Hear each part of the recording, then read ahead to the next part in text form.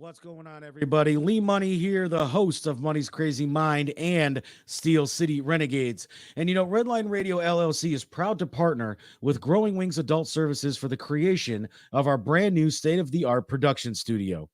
Growing Wings Adult Services has been assisting adults with disabilities in the Northeast Ohio area for the past 5 years. For more information on how Lisa and the team at Growing Wings can assist your family, you can contact Lisa at 234-334-7547 today.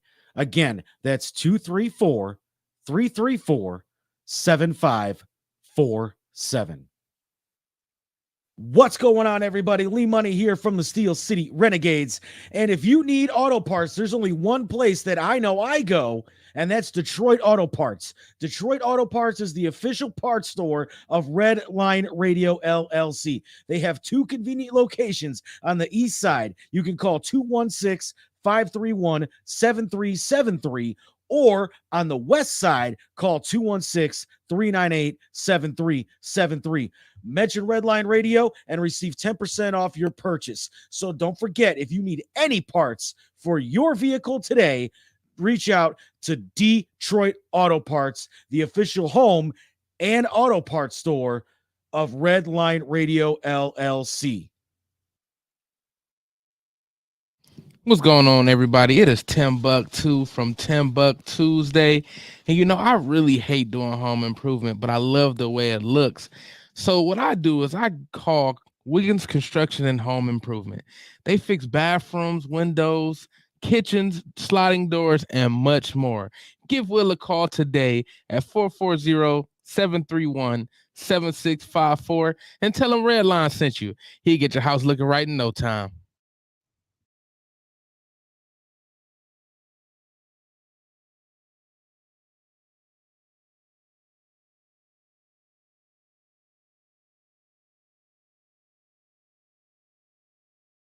Yo, Dave, I really appreciate you letting me do my thing over here at Redline Radio LLC.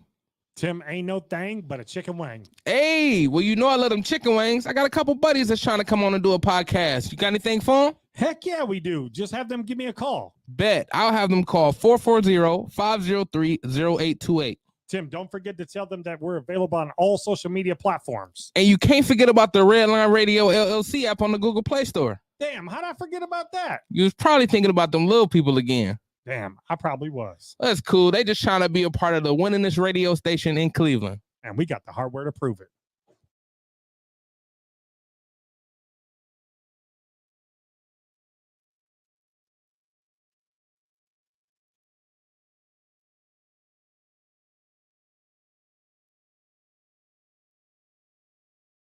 Warning, the views and opinions expressed on this show are solely those of the creators and do not express the opinions of Redline Radio LLC or its owners.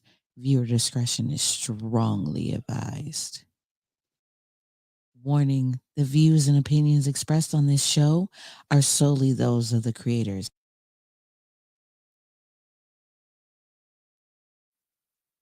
Oh, I heard it through the grapevine. Yes, Lord. Yes, Lord. Hey, now, say now. It's the boy Grape, man. And it's Friday, damn it. And who phone is ringing in this motherfucker? Oh, Lord. DP. Hey, homie. When the yard open, homie, meet us in the gym, homie. DP session, homie. If you know right now what we talking about, man. We be up to talk about it. But right now, Friday, damn it, we back at it like a crack addict. And listen, it might not be the motherfucking drive at 5, but we gonna put you in the mix at 6. And it's your boy Grape. And check it. We about to do it like Nike. Well, we ain't gonna hold up no further. We gonna get straight to the introductions. We got a lot of stuff to cover. So, without further ado, to the right of me, as always, my man Tim Buck 2. Talk to the people of one. What's going on, Doc? Oh man, I can't call it. How about the Golden State Warriors though? Congratulations. Thank you. I act like I shot the fucking ball, huh? We won, bro. Hey, we brought that shit home. Nigga ain't dribble shit. Niggas, you ain't did. I ain't even watched the game. I ain't gonna lie. I ain't watching that motherfucking game. Not even the finals. I watched the first two. I think I watched the first half. They was killing them. No. They started out asking for them calls. They was getting them calls, and then Golden State was like, all right, turn up. And them niggas. Man, no, I didn't just watch a game of the finals. I mean, I didn't watch a tip-off of basketball the whole season. I was uninterested as fuck. There's much more shit going on that's in the world that's, more relevant to me.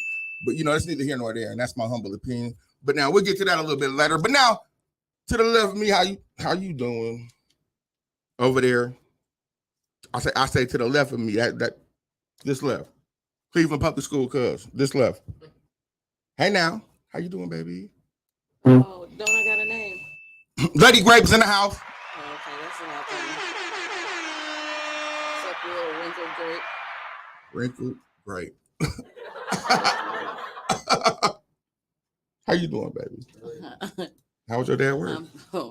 Ain't even gonna go there. You wasn't gonna steal on nobody. Ain't even gonna go there. You wasn't gonna take off, nigga. Knock off a couple hairs that are. Chin, cuz look like a little baby. Hey, if you knew who he was talking about, he looked like a little baby ass, like the newest eagle in the nest. He don't got no shit up here, but he got big ass motherfucking eyebrows. That's cuz. And he don't speak hardly no English, but he not a Mexican. And we'll leave it at that. But anyhow, thank you for being here. Like you had anywhere else to be beside next to me.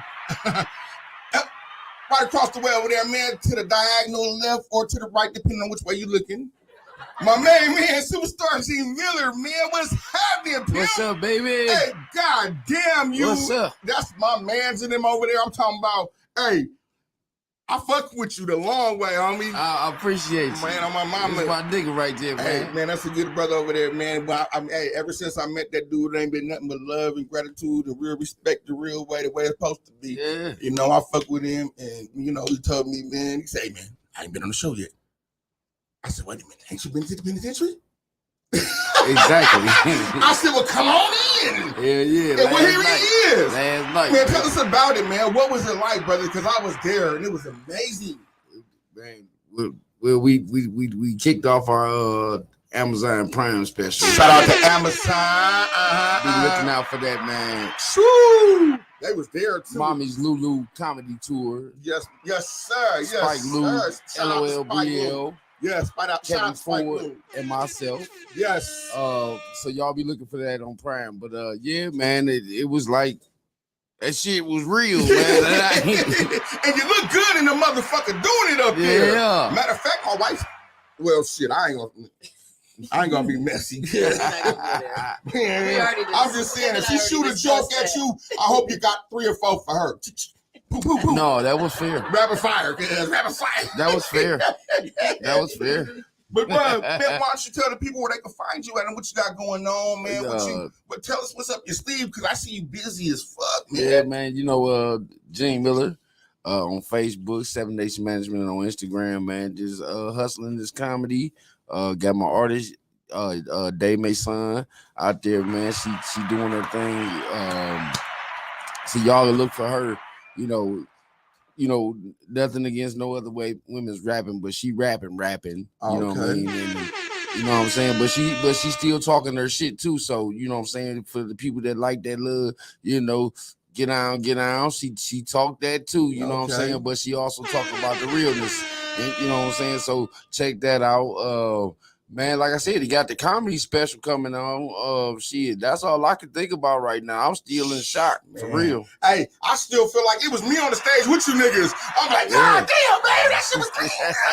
I mean, just to be there for me, just being, one of your fans, homie, and a good brother with you. You know what I mean? Yeah. When I seen you, because I remember you called me and we talked about getting the tickets, and he said, man, I just left K&M. Here go what you told me, right? Well, via text, but I'm gonna use your voice. Here go what I just told you. Man, listen, I'm leaving K&M, man. I just got my coat. I didn't, what is it called, K&G? Yeah, K&M's a towing. Man, no, K&M. Shout out to my boy Chris, man. Hey, shout out to the homies at the barbershop, man. If you're listening right now, you live and direct with the boy Grape, man. Come on up there and get you one of the finest cuts you ever seen, country, and all my niggas up there. Kayla, I'm sorry, I missed 2 appointments today, but back to you. Anyway, you say, yeah, man, I got this coat, da-da-da-da-da. So I'm like, okay, this nigga must think it's going to be a little chilly tonight. You went and got him a coat. Nigga, you went and got you a coat, pimp. Yeah. I'm talking about all you needed was one of them dope ass pipes. Man, we you know, no, we discussed it, you know what I'm saying? And we said, you know, because we at first we wasn't realizing the magnitude of what we was doing. And our whole thing was let's come professional, you know what I mean? Yes. You know what I'm saying? And then my daughter, because I was like, well, shit, it's gonna be 100 degrees. I don't know if I want to put this on. And my daughter said, no, for real shit. My daughter told us, she was like, look, a suit timeless. She was like, you know, shout out to your daughter for being dope as fuck. Real shit, oh, like my mama, yeah, like that meant something to me, and it really, you know, changed my thinking. Like, damn, you know what I'm saying? She right. A suit is timeless. Remain business. You know what I mean? And then damn, that came from my daughter. I'm doing something right now. And man, no matter what y'all did last night made y'all immortal, homie. That's going onto cable. Yeah. That's going into a network, homie, the internet network. Yeah. You niggas is on Hulu. You niggas is on Amazon Prime. Right. That's immortal. That lives forever. No matter what happened to you, homie. Look how we watch old Tupac videos. Shout out to Tupac. Happy birthday to the lady, great. You feel me? But yeah, you niggas is immortal for that. I ain't gonna lie to you, homie. Last night was one of the closest vibes I seen to the Kings of Comedy. Oh yeah, we kicked it, man. Y'all niggas did that goddamn. Hey, y'all niggas was clean as the health department. God damn, you know what I mean? Man. Shit. Hey. But hey, man, if you want to tell the people anything else before we get on to our next guest. No, man, I want to talk about this prison reform because that's important. Well, man, and I want y'all to see there. Yeah, we're gonna get there, man. We're gonna have a lot of fun doing it. I came to kick it on the Grape Show. Man, I'm a man, little I tired, appreciate man. you. I know you is, man. Hey, hold on, wait a minute. Man, you know I wouldn't be great if I didn't ask you this. Did you complete your mission, player? My mission? Nigga, when I hit your mission. Yeah, oh yeah. Okay, then that's all right. I got out the way in time. Yeah. If you know, you know. Yeah. We'll talk about that later, Phil, but you already know what That was real. That was real right that there. Was real right there. Good job. All right, now on to my next guest, man. We got a man who just did a whole bunch of time, man, you know, and we here to talk about some real life shit. Cause this man just got out, man. He's trying to get back to the community in a real way. You understand what I'm saying? So across from me, we got my man Mark. Mark, what's happening, Brian? What's up, great man? I'm gonna introduce myself, man. Go ahead and do that, man, in case I said it wrong. I'm Mar, M-A-R, man, to be exact, man. Yes, sir. Bel Air, man. This is what's going on. Okay, shout out to Bel Air. That's where we at. Like 130th, we trying to take back the neighborhood, man. We trying to take the community back. I got a lot to say, like, about a prison reform, because our community got a lot to do with what's going on, man, while the youth is going to prison, man. Because I did 5, came home and did 8, man. So it's like, and it don't make no sense. I'm a product of my environment, and people don't understand that, they ain't gonna understand reality, because some people live in a dream. And listen, please believe me when I'm telling you, understand that, because I definitely am a product of mine. And shit, I mean, it ain't but a matter of time for no matter how good of a some cities just find a way to get you. Right. You know what I'm saying? No matter how good the coach is, no matter how good the daddy, the stepdaddy, the auntie planning daddy, whoever it might be, no matter how much they try to send you to after school programs, no matter how far you excel in maybe Pop Warner. That'd be even freshman ball. Shit, the streets really come and get you in some places. Yeah. And it's fucked up because it ain't a lot of outlets and shit. But we gonna get to what kind of might have started that shit, where it all come from, and why I really pay these motherfuckers to keep them beds full. Mm-hmm. But right now, we're gonna go ahead and get to some local news. Appreciate y'all for coming. And we about to have a ball and do it all, y'all, on the Grape Vine. Yes, Lord. Tim, what we got, big dog? I thought you were doing date night first. You know what? Fuck it. Well, I'm gonna tell you a story. Oh God, man. So, you know, sometimes Grape be tripping out a little bit. And sometimes I won't lie. Blue face. I'll tell you the truth. We ain't going there. Shush. Now, it's Ishnae on the catcher's name. Now, enough of this goddamn enough. Hush. I'm about to expose myself. Anyhow, sometimes I have a tendency to cheat.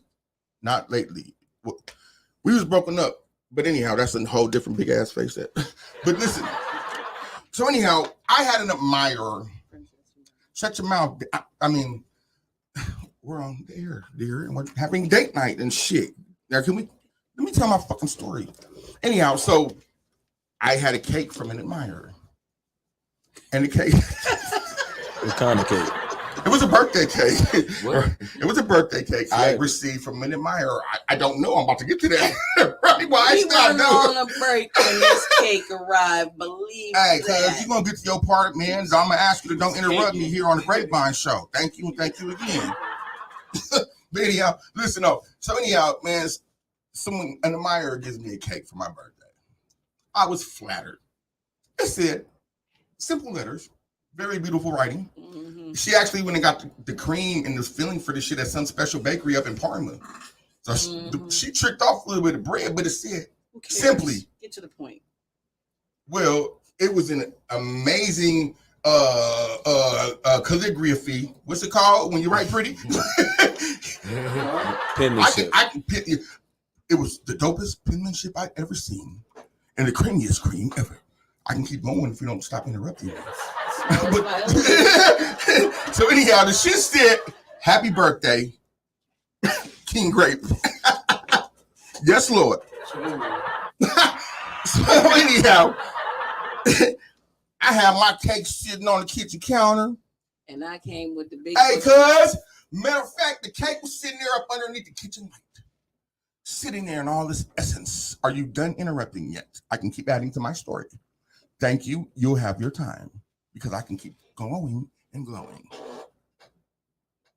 Who's the interrupter now? Anyhow. So anyhow, I take my big bad ass upstairs. Like, yeah, my little bitch done bought me a cake, nigga. I brought it to the house. Man, I woke up because that motherfucker had like 97 million thousand stabs in it. Like this motherfucker took my cake and went completely psychopath, child molester in your room bananas. And I left. I mean, and so I go there and I go there to get my. I come downstairs, man. I'm stumbling into my cake. What have we here? Man, this motherfucker. So then she think I go to throw it away. I ate that cake for about 2 weeks after that. No, it wasn't 2 weeks because I threw it away. I found it in the truck. I thought and I said, this motherfucker still got this guy. Okay, long enough with that. You had your time. So we're going to go on in the date night. Tim, play that thing for us.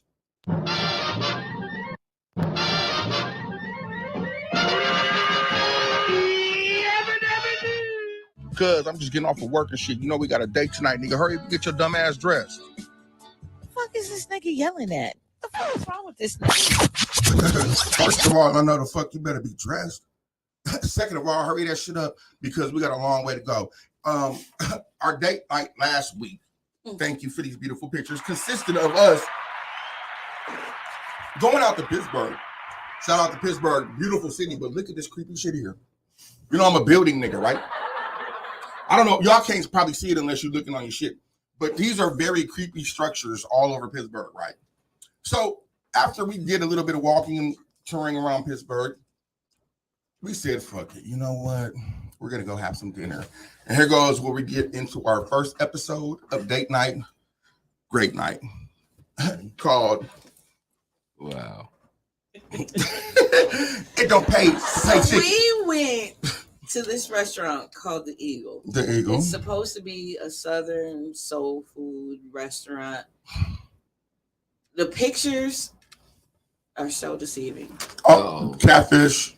Yes. Catfish. Yes. Message. Yes. I mean, and then we sat there, right? So we had one of my homies who will remain nameless just in case you watch it and we can't incriminate ourselves in what's about to happen. Right. So we sat there and we had a huddle because we had a few options and we had a few dollars. Plus, she just got her food stamps. So, nigga, we take it either way. Right. So, restaurant. So, listen. So we say, how bad can you fuck chicken up? Oh no. Oh yeah, we did that. I have to interject right there. The chicken was not that bad. The chicken was actually pretty good.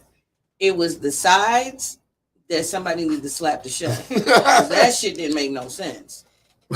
Listen. Did you take pictures of our food? Oh shit, I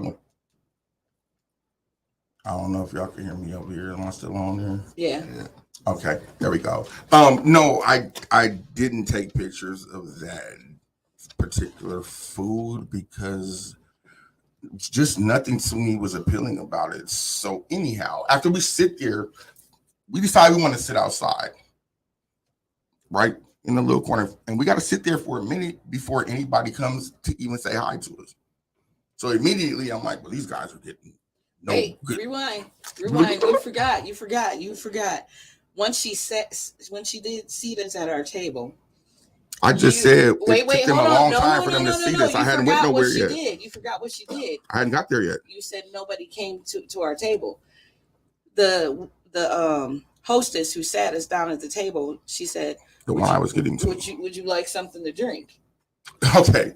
Well, I was actually getting there because I said, hey, had nobody came to see us. When somebody finally came and sat us, they shit was garbage. Anyhow, so there's 3 of us. Thank you for not interrupting again. Back to the cake. Anyhow.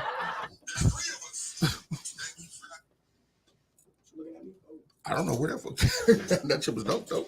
But anyhow, that's my little retarded me behind me. Like, nigga, find no ad-lib, nigga. You pop up every once in a while, you feel me? Thank you. But anyhow, so she comes finally, and I say, can I get some water with some lime? She disappears for another just obnoxious amount of time and comes back with 1 fucking water. There's 3 of us. Why won't you bring everybody water, baby? Baby, please tell me if you're watching and you looking for us, why won't you bring? Because we're gonna get to why they might be looking for us. So anyhow, so we sit there and they finally come out with the food. And they give my partner some dip, and it looks fucking good. He said, man, you want some of this? He just real cool ass nigga from LA, Inglewood family. Shout out to the family. Yeah, I ain't gonna say that'll be named. So he go to dip the chip. I go to dip the chip. He says, hi. I said, I'm crazy. Ain't that goddamn hot. It was that fucking hot for no fucking reason. It was so hot, homie. And I just bit my tongue. If you watched last week, I just bit my fucking tongue. So all this just hot shit is just going in this fucking hole in my tongue. And I'm thinking about how much I hate this fucking chicken dip. So I'm like, okay, well, now I'm going to try to eat. And I'm looking, I said, ooh, this macaroni and cheese looks pretty fucking good. That you said as we walked in, ooh, the macaroni and cheese looks really good, babe. That's right up your alley. Macaroni and cheese is right up my alley. Until I tasted it. That's what I'm talking about. Maybe that's what I'm talking about. That shit was nasty. Well, I was about to get to that. Good thing you said that. Thank you for hosting the show. We're back.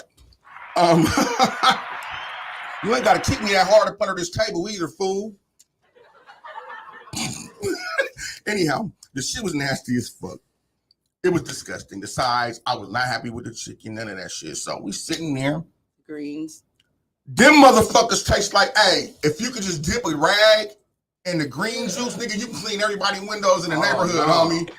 It wasn't nothing but vinegar in them shits. It wasn't, nigga, hey, they was still stiff as a motherfucker. Them greens wasn't even cooked the right way. Nigga, them greens was still, them greens had motherfucking rigor mortis, nigga. And the biscuits. Man, fuck them biscuits. Them my mama biscuits. Them my mama biscuits. You broke every window in that joint. Man, fuck them biscuits. I hate that fucking place. I hate you motherfuckers. So this is what I did. The Eagle in Pittsburgh. I devised a scheme. I said, well, I'm not paying for this shit. Right? So we was sitting already kind of outside.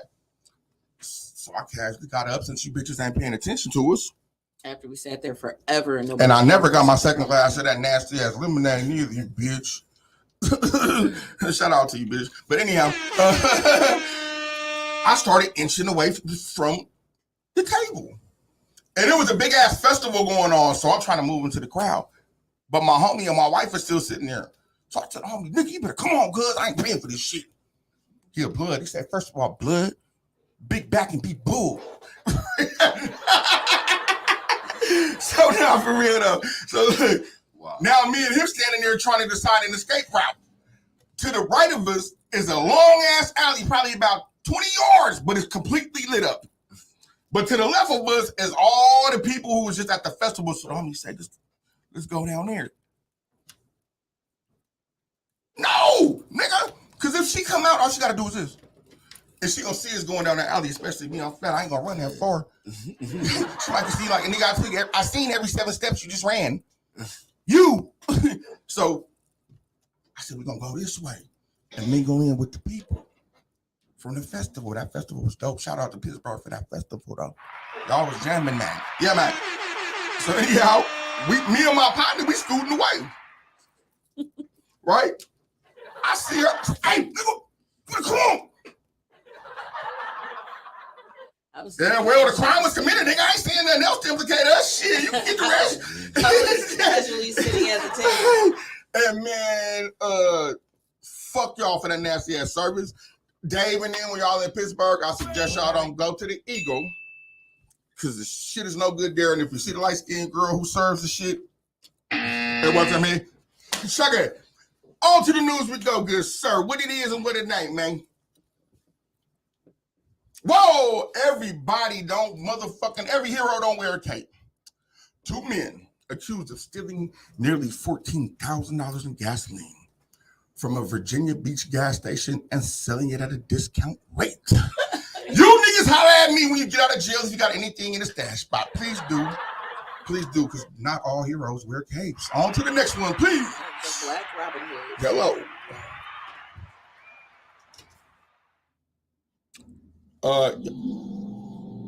We're waiting for the car. No, ask them how they feel about it while I pick a picture. Oh, my bad. I'm sorry. Excuse me for that. How do you guys feel about that? Shit, nigga, hey, it was outside. Trapping. Trapping shit. You know what? Hey, listen. When they always point the finger at us, them niggas do ingenious shit. That's ingenious. How do you think they came to steal $14,000 in gas? You think them niggas siphoned it? No, they got the little trucks that they knocked two other motherfuckers. They had some type of truck. They pull over the thing, pop that little lid, and this bitch sucking straight up. They had 55-gallon tanks on the back of their truck. Nigga, I seen that shit. Busy. You talking about with the Pareto boy driving the car Fast and Furious? They getting busy. Yeah, they learned from a Pilgrim. Man, that's some big shit though. But I'm gonna tell you what, they gonna spank them boys. Hey. They gonna spank them. But I'm just saying shit. I mean, these motherfuckers out here shouldn't be charging that much for gas because this is the things that happens. Yeah. Do you want to know an interesting thing about gas and gas prices? Is right now, around here we're paying about $5 for a gallon of gas. Yeah. On the average, $4.70, $4.90. Yeah. Maybe. What in Frisco in the Bay Area it's about 8 or 9. So that's about the highest I've seen between there and Vegas, right? Well, the funny thing is, last year the price of a barrel of gasoline was $120. It's like $124 this year. So it's not that much more difference in gas. No. It's not the shortage of gas, it's the greed in these motherfuckers running this place. Right. Exactly. I mean, like, what do you guys think about that? Like, as far as you already know what it is. You know, I work in the car industry, and I'm gonna just tell people what it is. They are definitely moving straight to electric cars. You are not about to have the choice to have a gasoline car. So the gas companies go and the oil men's, they gonna get what they gotta get while they're getting this good. This is how the gasoline go. Yeah, you know exactly. Supply and demand. Well, okay, so you can't make no gas in your backyard. We dependent on them. And here goes the next thing, being that we know that even in some places already, there's like small gas-powered engines are already illegal. You know what I mean? So like if you got an old school lawnmower, you can't even run it in a bunch of city limits, right? So do you guys know about the Congo and how they found all that fucking cobalt underneath the Congo? Yeah. And that's like the number one fucking thing that they need to make these lithium batteries with. And like, right, there's hella I bit my tongue again. That motherfucker's still swollen. There's hella people out there getting raped, murdered, tortured, killed, just like they seeing out there in Ukraine. But where's the uproar and the fuss for these people? Because we inside there. That's what we doing. You know what I'm saying? And that's, you know, always been this country's thing. You know what I'm saying? To label everybody else occupied. And then, like he say, they occupy. Oh yeah. You immediately. We you know what I'm saying? They make it look like a humanitarian effort. Yeah. And then they parachute in, and you never see what the fuck CNN ain't never over there. Kidnap the kids, burn the village, take the land, Whatever. All the resources. You know what I'm saying? That's it. You know, listen, I'm gonna be honest with you. I live the fuck over here, so I understand. You know what I'm saying? But them people's over there, man, you know, and it's something like here. They not thinking. You feel me? Yeah. Woo, but you supposed to been developed Africa and stop fighting. I slightly disagree. Talk about it for a reason, because the same thing that they're doing over here, they did over they did over there. They did over here. And what I mean is, they colonized America. They flat out wiped out all the native people. You can't find no natives walking around. We're in Ohio. This is Native Indian land. Right. Where I say Native American land. I mean, yeah, Kankakee, Waukegan, all of that shit. Cuyahoga, yeah, those are all Native. This is Native. Yeah. This is Native American land, and they're not even the minority. They're not even the minority here. They don't even exist here. No, they so exist. What we're doing over there is we're going with things that their imagination can't think of. Because when we came with the gun that goes boom, and all they had was bow and arrow, that blew their mind. Yeah, so when we're going over there in Africa and blowing shit up, and they're thinking one thing, and it's coming from the sky. But what I'm saying to you is because, and this is the misconception of Africa. You know what I'm saying? Like, Africans got militaries and shit like that. Yeah, they different countries, but it's still the same continent, and they call themselves African. So therefore, instead of fighting with your neighbors, like the Nigerians and the Liberians, they don't like each other. Woo. Instead of fighting amongst each other, y'all should be developing. Absolutely. You dig where I'm coming from? You know what I'm saying? And no disrespect to my homie, but yeah, the Native Americans are still here. We just don't know who the fuck we are. And I'm gonna leave it like that. We don't know who the fuck we are. You know, because everybody say, "Oh, nigga, I'm from Africa." You're not from Africa. Not even a little bit. You know what I'm saying? The Indian was dark. He wasn't red. He was dark. Yep. So was the Hispanics. So was the Native. You know all of them was dark skinned with wide noses.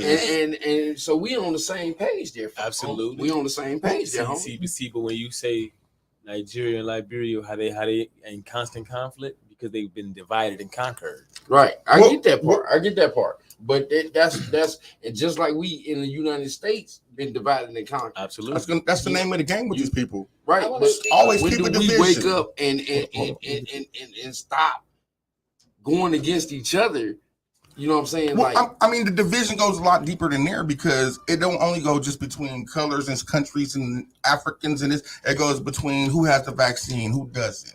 It goes between who's LGBTQRS, elemental P, who's not. It's always who's a Democrat, who's a Republican. There's always some kind of split to keep motherfuckers from understanding. We all as a people are getting kicked right in the fucking dick by the same people who've been running the world for eons. And it pays to keep us busy with all kinds of shenanigans and fuckery, because if you keep up enough bickery and if you put up enough motherfucking chaos, you'll get some order eventually and they'll do what the fuck you say. Right. You understand? And that's the name of the game these motherfuckers play. But this is the thing. When you use God, you can't use them no more. No. That's what they use. When you use God as your tool, the masses is gonna follow. Oh yeah, when it comes to invading shit. No. I'm talking about period. In order. Mm-hmm. That's how this country is ordered because they use God. It's just like the court system. They say it's separate from state and religion, but it's not. Oh no, it's not, because them laws that they wrote up is based off of the 10 Commandments. If you really look at it, the shit that you can go to jail for is the shit that's based off the 10 Commandments, and they ran with it. Huh. You know what I'm saying? And then once you control, like he say, the resources, the paper, you know what I'm saying? What do? You know what I'm saying? Do I quit my job tomorrow and go fight the revolution that the niggas ain't gonna go over the hill with me with? Nah, hell nah. I'm gonna just stay right here and just sit down on the couch and say fuck it. Post-traumatic slave syndrome. Because these niggas ain't going. But these niggas ain't going. It's just like your boy. You know, he get into a rumble, woo, he come flying around the corner, but he ain't fought his own battle. He come get you, and then as soon as you turn around, this nigga's not there. Right. We gonna get on them. They ain't going over the hill with you. That's all I'm saying. Hold on. We gonna let my wife make her point right quick because we still got a couple more slides of news to get to. This was a dope conversation. And it still ties into everything we're going to talk about today. Absolutely. So I appreciate the energy in that conversation to start off with. Good job, everybody. I wanted to run back to what Mark said about how, like, Ohio, there's natives here, but we don't know who they are. We don't have reservations here like you do in Nevada. Yeah, because I know some Native Americans. Shout out to the homie Jimmy Boy. Shout out to my Native partners. There's not one reservation here like you have on the West Coast. Yeah. All the West Coast has all these reservations.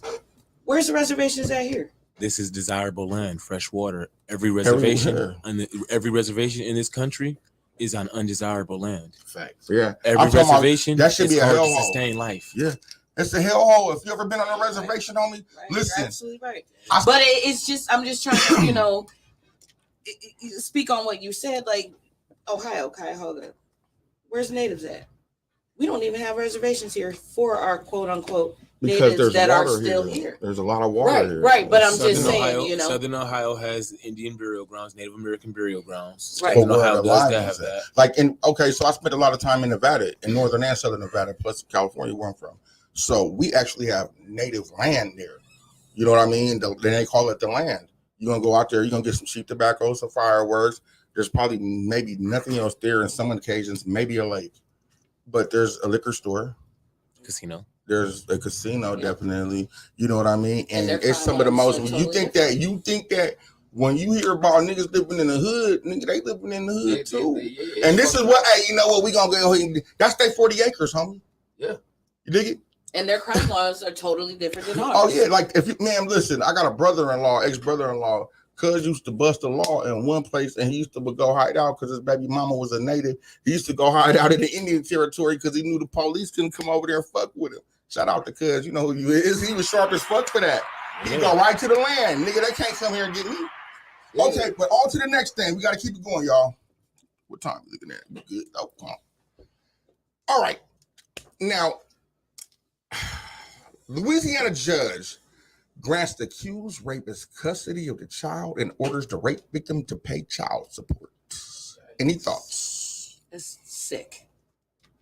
Any thoughts? Because there's some shit going on that we're about to get to in this prison reform episode. Oh, yeah. So they're basically, in the United Kingdom, this has been a thing. In the United Kingdom, if a woman goes to the police and files a rape complaint, she gets charged. They do that. You understand? Too. Yeah, the victim gets charged. Yep. And now they just made it to where this motherfucker who raped this lady had the baby and then made the baby pay child support? The mama? What the fuck? She got custody of the baby. That's disgusting. What? That's some sick shit, but we don't know the details. We got to get all the way into that. Because she might be a sick individual trying to put a case on the man. Absolutely. True, but for what it appears to be, and if just for instance, just for this, that's what it is, because that's what they doing. All they doing right now in every single situation, in every single case, is lowering the consent laws. They already don't give these child molesters and these creeps enough time in the penitentiary. They don't. And what they're trying to do right now is even lessen them laws, because in California, they just made it legal for a nigga 21 to fuck a little girl who's 11. It's legal. They made a 10-year gap. Shout out to Gavin Newsom, you piece of shit. He's sick. Fuck you and your whole family, punk. Anyhow, I mean, for real, because the first thing we're going to talk about when we get into this prison reform, well, it's going to be the second thing, but it's something that kind of pissed me off a little bit. But if nobody else has anything to say about this, we'll go ahead and get on to the next slide. We got a couple more things. That's wild. Yeah, that's fucking... This nigga here, going right into this, DJ Academics under fire after audio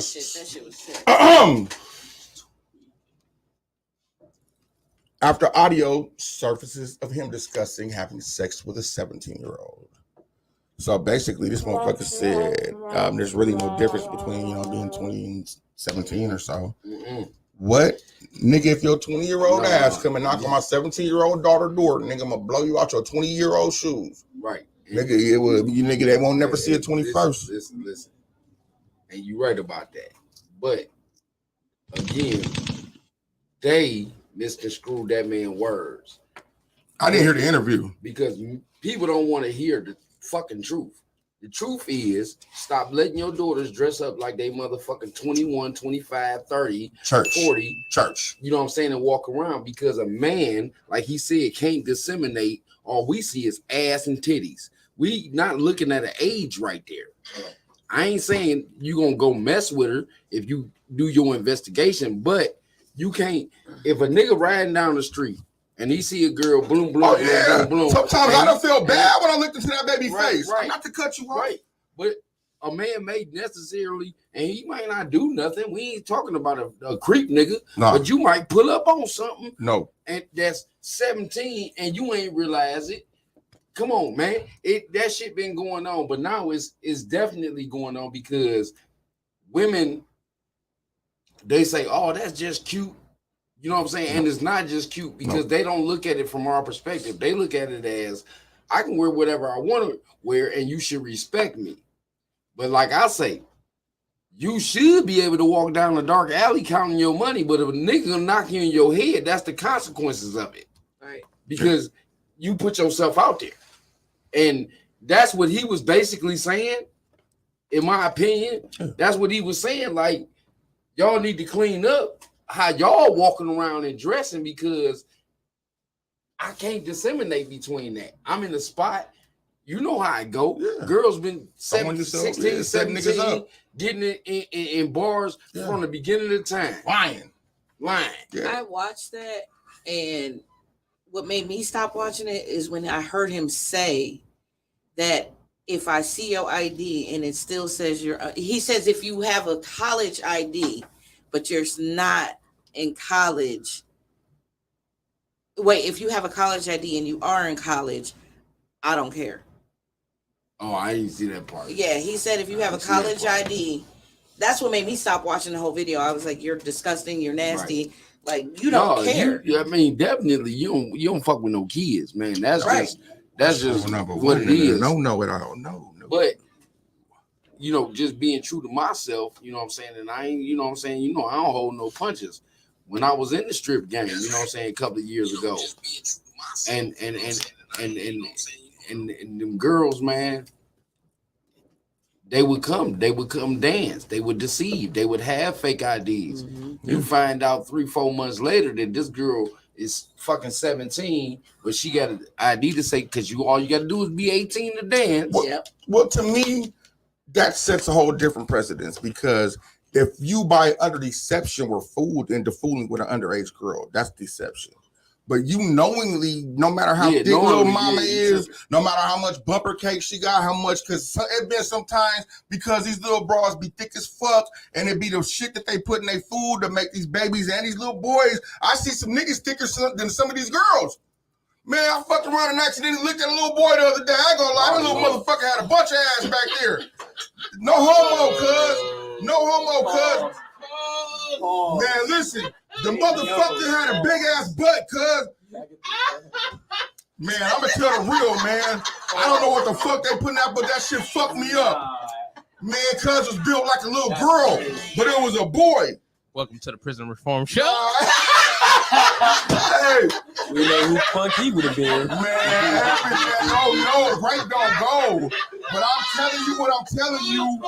And then you know how they be acting awesome. No. I want you motherfuckers out there tonight.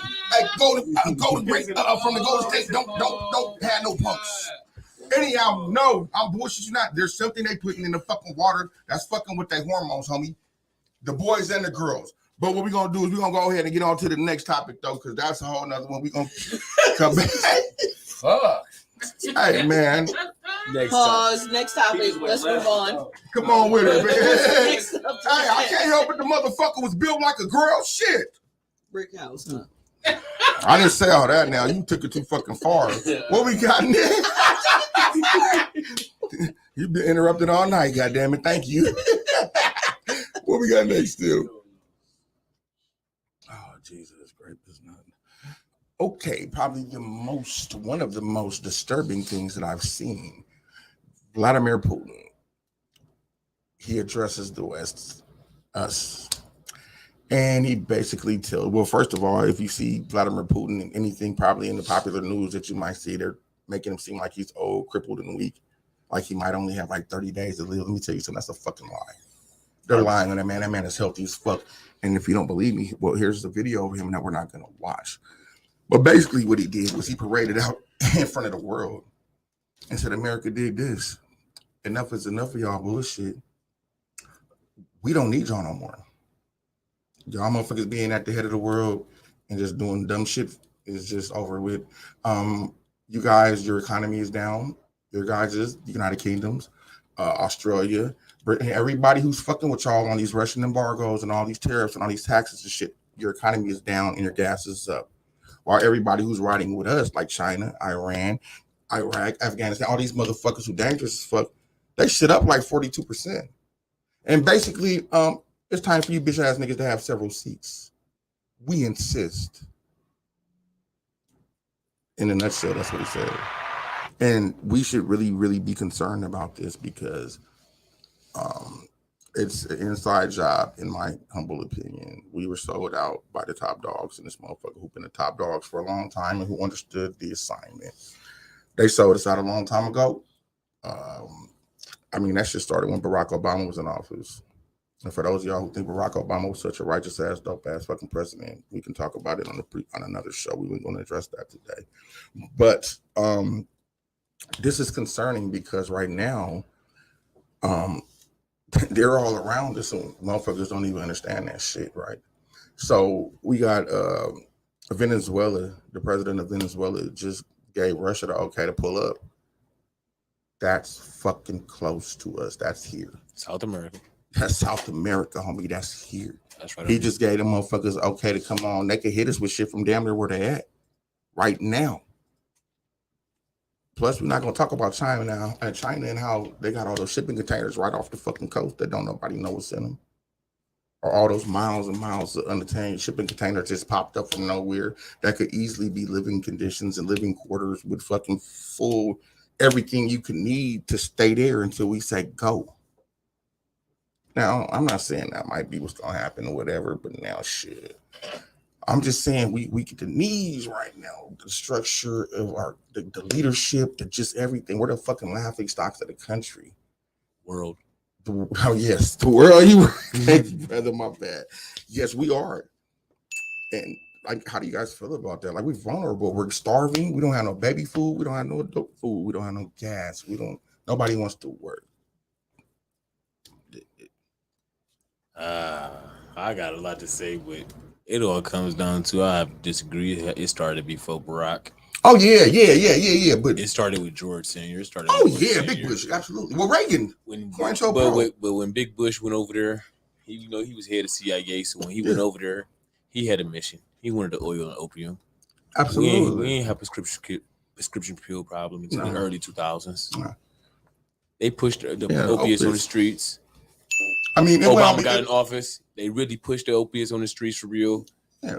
I mean, what the opiate push really goes back to like the Queen of England and how they went to China with it and how they got all them motherfuckers turned out. Yeah. So think about this, though. That's dope that you know that, right? But because history repeats itself. Yes, it does. And think about this. All those kids' daddies, who all those little kids who watch their daddy be turned out on dope and watch America come through there and trample their ass, they big, strong, grown motherfuckers now. Yeah. With a hard dick for the motherfuckers who hurt their daddy like that and made them a dope fiend and left their mama in there stuck. They ghetto kids too. And we went in there and took that shit just like that. Worse than that. Trenches that we don't even understand.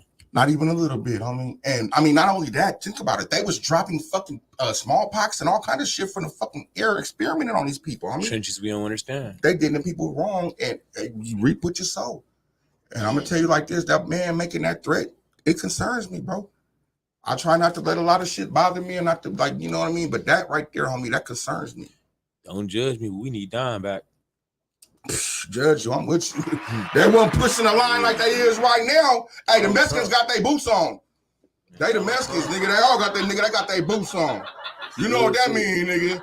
Shit, they ready to push the line on us, homie. Hey, and see, that's what makes it dangerous because instead of Cuba, it's Venezuela. Yeah, and Venezuela is Mexico is Venezuela's back door, and you know Canada weak. Canada, they already in Canada. But I'm saying Canada can be muscle. They just took all our guns, homie. Trudeau just did away with all their weapons. You can't trade, you can't buy, you can't have. Nigga, give them here. And don't think about having none no more. They just did that, homie. But we don't protect the northern border either. Not even a little bit because, okay, so basically Parliament, they put out this thing to where anybody who had an outside interest, any country who had an outside interest in any significant investment had a right to send necessary protection for said investment. Mm-hmm. With that being said, China has a pipeline with these motherfuckers that sits right on our northern border. They've been seeing thousands of troops marching, motherfuckers out there camping like, hey, buddy, what's going on here? On down the road they go. While they sitting right off the coast everywhere in container ships. We're surrounded, brother. Plus, let's not forget all these motherfuckers who just flooded the motherfucking border because it was wide open. You right. Hold on. But let's think about you from the West Coast? Absolutely. Shout out to the Golden State Warriors again. Bay Area. Biggest Asian population in the country. Yes, Lord. Biggest Asian population in the country. Oh, I know where you're going. Well, let me tell you something. AT&T was owned by the Asian. Yes. Communication. So you know what I'm saying? So if you want to get deep, if you want to go into deep, look at the bigger plan. I'm a conspiracy type of guy. I look at things, you feel me? I think I had too much time solitary confinement. Oh, no. We're on the same height, brother. We're on the same height.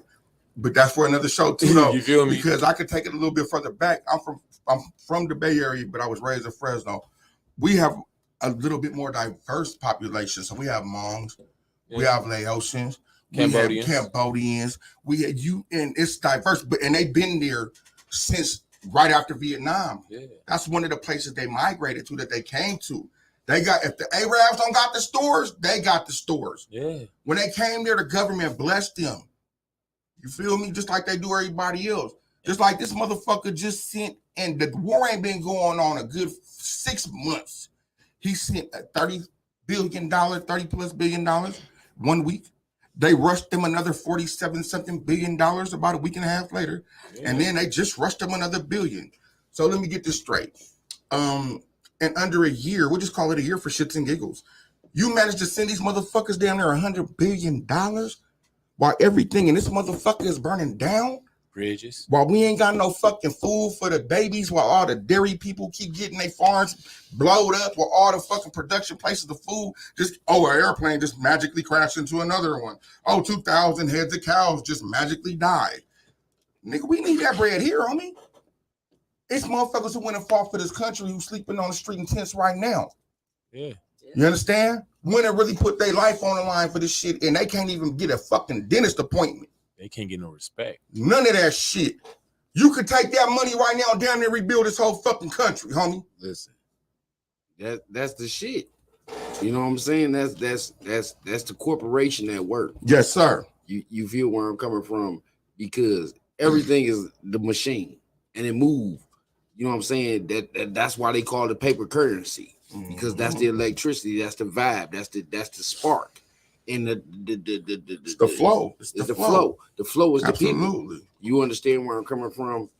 And unfortunately, we live in a country or a world, because I ain't gonna say a country, I'm gonna say a world, that monetary value is everything. Yes. You understand where I'm coming from? Cash is king. Because once you can buy and sell it, it's unlimitless. You know what I'm saying? What you gonna do? Because if the people deem that's important in their life, they gonna pay you. And once you get paid, you don't give a fuck no more. That's just how it go. True. You know what I'm saying? Real shit. Yes, Lord. Yes, Lord. Anybody else got anything before we go on to the next thing? I'm ready if you're ready. You ready? Asian video. Come on with it. All right, y'all. I got a question for y'all. Being that we're doing a prison show, you know, there's all kind of fun prison games that you can play: casino, spades, tonk. You know, little stupid shit you make them in prison. Can you turn the screen that way so these fellas can watch this and let me know, would you niggas participate in this game if this was something that you could play on the yard with the homies? And if so, how many rounds could you take? They playing paper, rock, scissors in their own unique way. Look at this nigga. Nah. Wait. What are you doing? Nigga, he got them rubber things. Nigga, he gonna smack his, look. Let go. Wait a minute. They ain't done. Hold on. Oh shit! They only go one time. Damn! Again! Look. They pulling this so far, that shit's almost pulling him. Hey, would you niggas play this shit? Not at all. Not even a little bit. Why in the fuck would they do that to themselves? Not at all. Hey, Grape is the inventor and the master of some of the dumbest games in the world, but that is one I've never thought of. Hey, though, it looked like they're trying to be white Americans. Maybe so. Because me and the Conrads ain't doing that. Hey, because that's some shit to do. Hey, dude, you got to play this game, bro. You get one go, and then we snap. Jackass. Never. It's like Jackass like shit. Asian Jackass. And they had like some kind of industrial rubber hose type shit. You know what them was? Them was those exercise bands. Oh, yeah, or them shits that they tie you up with. You feel me? Listen, nigga, I got in the gang in 1989, and trust me, not a nigga put his hands on me because that's not what we about to do. First of all, I ain't no tough motherfucker, but you is not about to just fucking abuse me and you got me fucked up. If that's how you got to get in, you ain't going, huh? Man, no, nigga, I catching this shit for one reason only. We ain't gonna speak on that, but that's what we in here for. Fuck wrong with you? Who the fuck you gonna hit? What's wrong with you for thinking about it? All right, what we got next, brother? That's it? All right, man. So what we're going to do right now is we're going to play a little bit of trivia, man. Since we're getting ready to head into the top of the hour, we're going to do a little bit of prison trivia. So if we can roll that prison. What you mean, Jack? I know all this shit, man. What you? Hey, fuck you too, nigga. Welcome everybody. Welcome to the first ever inaugural introduction prison trivia game. And as you can see, our lovely prizes right here in the front. We playing for the finest of prison commissary, baby. We got shebangs, noodles, ramen, nigga. You feel me, nigga? We got a can of tuna down there, and nigga, we got a deck of playing cards. You know what I mean? This could all be yours. Used to make a living off that. You feel me? Right. So we're gonna go around the table. Anybody who's been locked up, and we're gonna go around. Question 1: fried noodles or boiled noodles? Fried? Can't do no blow-ups. No blow-ups. That's so funny because like I never seen a fried noodle till I did time out here. So like where I'm from, we'd put that shit in a bag. You feel me? It'd be like 26 niggas put in with a nigga with a big ass jail bag with everybody shit in it, steady putting like nigga put some more water in here. Nigga flipping that motherfucker around, hiding up under the shit, making a brick. Yeah, you feel me?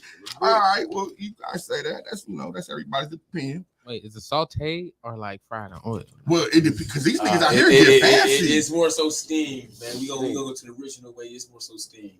Yeah, because unless you get wrong with it and you an expensive nigga, you can afford olive oil. But a lot of niggas can afford that. So unless you work in the kitchen, you can get butter. You can get butter. Yeah, I have butter. So you just hit it. You just steam it with the water, man. You hit it for hell of time. It's kind of like whipping dough. You got to keep putting that shit in there, taking it out, throwing a little water on that shit, take it back. Listen. You gotta listen. You gotta listen. All right. Nigga, it's hibachi in prison. I'm talking about it, man. Hey, I had some of my finest meals in that motherfucker. Man, we had a little bit of bread in that bitch, so you know we have exotic shit in that motherfucker. Like, saying it's kind of like on the streets, but just with no bitches. So let me ask, how y'all fry the noodles? In the mic. In the microwave, nigga. But you gotta let other people that are watching. That's when the microwave is available. Now I can fry the noodles in a crock pot. I can fry the noodles on a steel plate with an open flame too, but that's another story. Shout out to the Stinger, shout out to the Scorpions. Yeah. You know what the thing about, man. You feel me? I'm talking about, man. The nigga have a whole barbecue grill on your dog ass in there, man. You feel me? Yeah, if your money right on, you can live right in that bitch. that's the thing, nigga. I mean, you know what I'm saying? Niggas didn't have to go to the cafeteria to eat. No. You know what I'm saying? Oh, you don't want to eat that shit unless it's your birthday. Yeah, your birthday, nigga. I'm not saying. Hey, that line long than a motherfucker on your birthday. Hey, you know, bro, you get it. Hey, you know it's yours. Oh, nigga, it's yours, bro.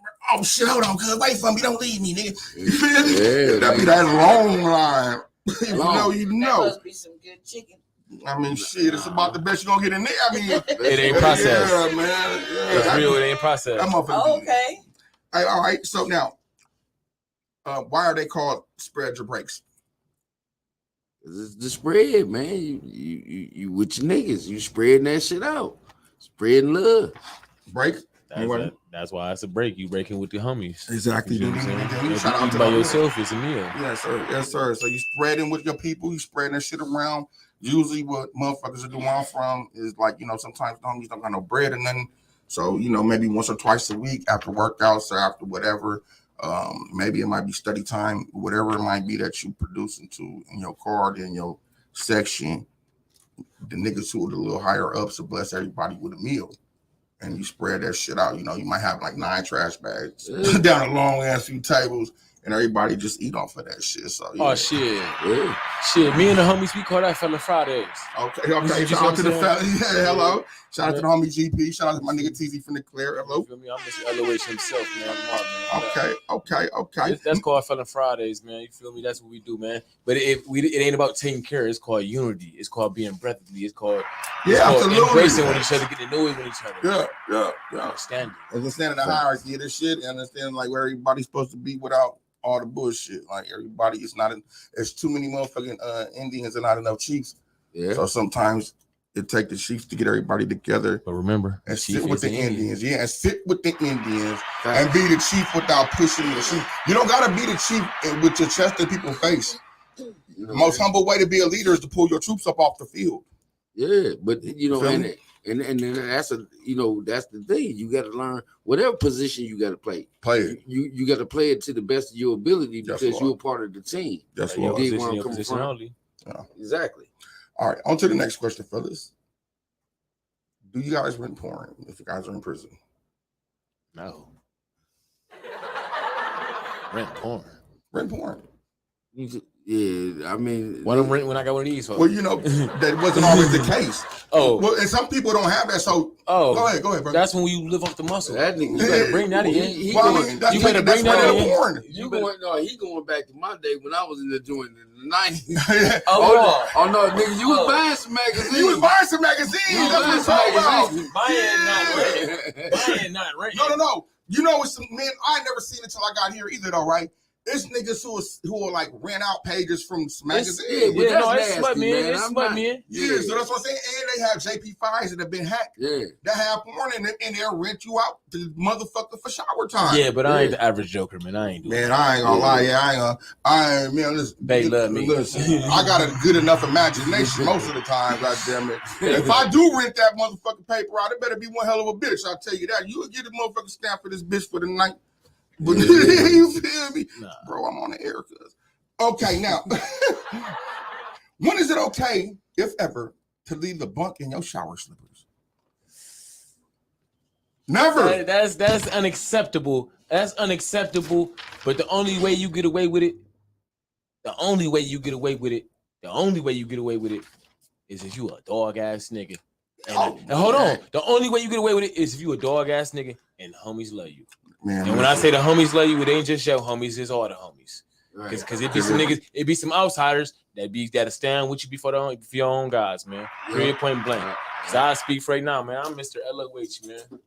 I've been doing this shit since 07 at Reactive V. I got some blood niggas that love me. Man, shit. I got some Crip niggas that love me. Ain't nothing wrong. I got some AB niggas that love me. Hey, listen, because in the penitentiary, that shit mean that, like, it don't mean shit. Yeah. You feel me? Niggas gotta put them. Nigga, you might be sitting there next to a nigga who done fucking you and all his homies done been through all that shit. Yeah, but here, nigga, we gotta go because the Mexicans got on their boots, nigga. Man, R.I.P. Van, man. Listen, R.I.P. Van. When I was in juvie, man. When HB was HB, this nigga was a solid nigga, man. He dead now, man. No lie, no cap, man. Rest in peace. This nigga went hard when against the fam. His whole time in OD, man. No cap. When it went down, when we left ORV and it went down, we tore that bitch up everywhere we went. That's my nigga. R.I.P. fam. Columbus nigga. He ain't on that unity when you're a thorough individual. When you're a thoroughbred and not a loaf of bread. Yep. When it's in you and not on you. You see what I'm saying? You can move along. You can move along. Absolutely. Yeah. You can come out your cell with your shower shoes, but somebody gonna check you on that. They gonna pull you up, but they can't do too much. There ain't nobody gonna order you to go to the gym for it. Somebody gonna be like, yeah, tighten up. Yeah, tighten up. You know, shit. Or some niggas would be like, I ain't doing shit, nigga. I'm gonna go put my other shoes on and meet me in the shower about it. It can go either way, depending on who you're dealing with.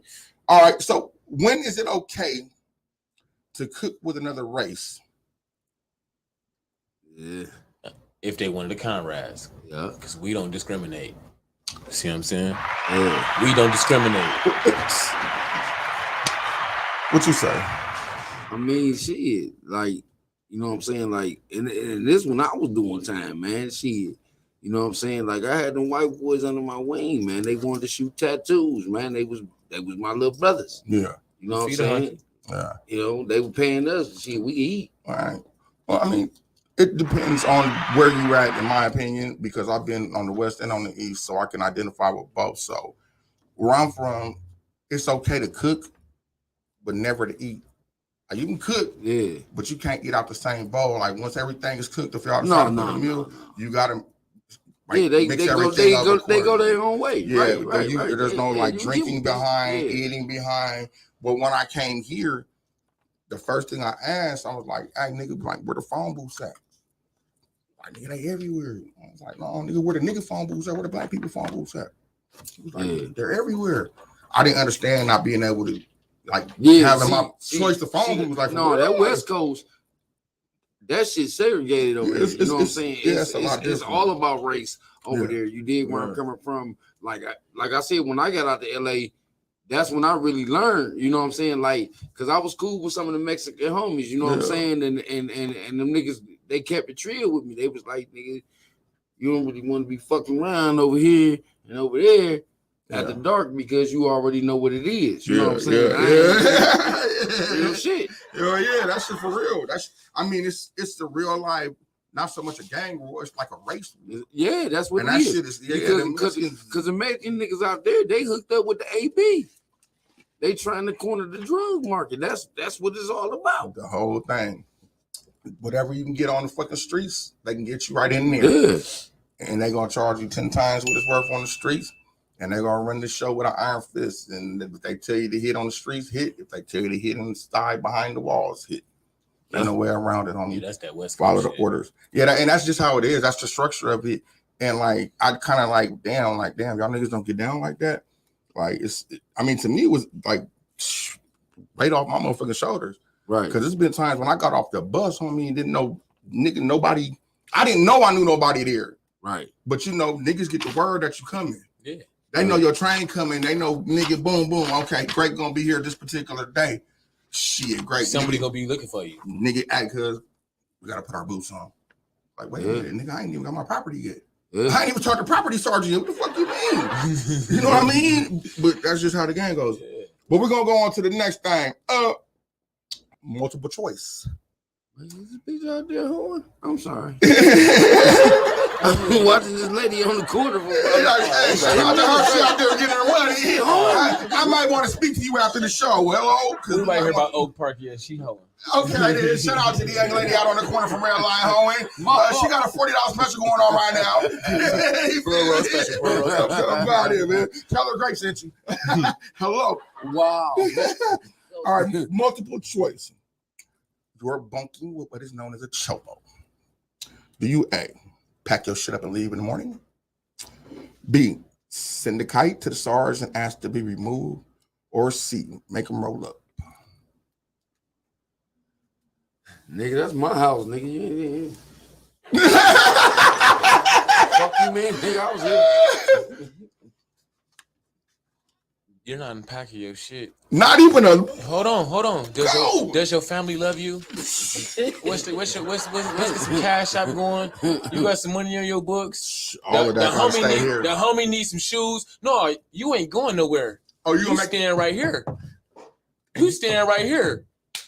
If you a chomo and you did some shit and you landed in my cell and I allowed you to come in the cell and I found out you was a chomo, you stand right here and you better not check in and go to the hole on me. And you know what's crazy though, homie? Not to interrupt you, but we're conversing here.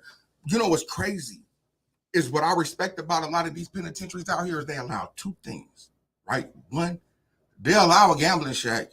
Yeah. Pay your motherfucking bill. I've been in the yard charge like, go gamble. I don't give a fuck.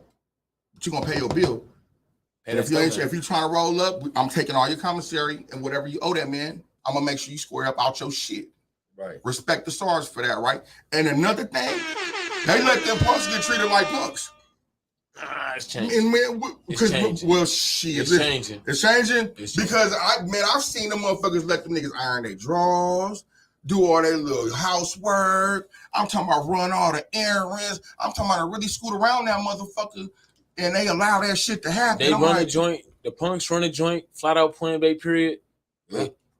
You got a new generation of COs. True. You got these little 21, 22-year-old yes, COs. Lord. Yes, Lord. That ain't on that shit. Yes, Lord. But then you got some gay ass COs that's coming through too. But you got some young niggas. You got some of young them there for that. Yeah, but you got some young boys and some younger females that's getting them jobs in the penitentiary because they realizing that them good jobs. Yeah. And they ain't on that shit. Yeah. But shit, a lot of them hoes in there getting busted out too.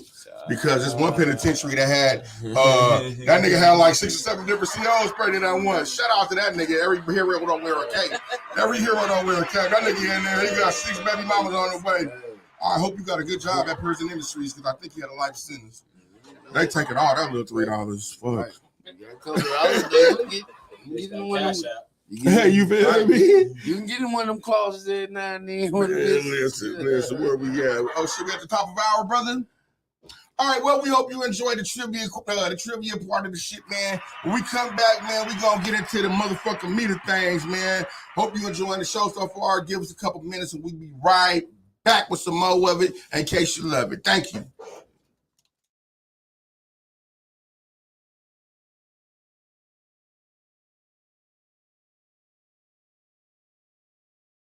What's going on, everybody? Lee Money here from the Steel City Renegades. And if you need auto parts, there's only one place that I know I go, and that's Detroit Auto Parts. Detroit Auto Parts is the official parts store of Red Line Radio LLC. They have 2 convenient locations on the east side. You can call 216-531-7373, or on the west side, call 216-398-7373.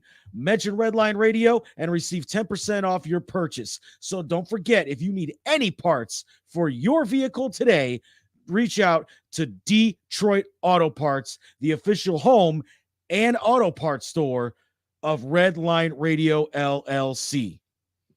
Yo, Dave, I'm trying to go out to Vegas and get wasted. You know where I can go get something? Tim, it's funny you should ask, man, because I got the perfect spot for you to go and get tore up from the floor up and get the best tequila in Vegas. Say where? Where's that? That is at the Rusty Spur Saloon. Okay, say where? I'm trying to see what that be like. Yeah, make sure you stop in there. Stop and see my homeboy Mike.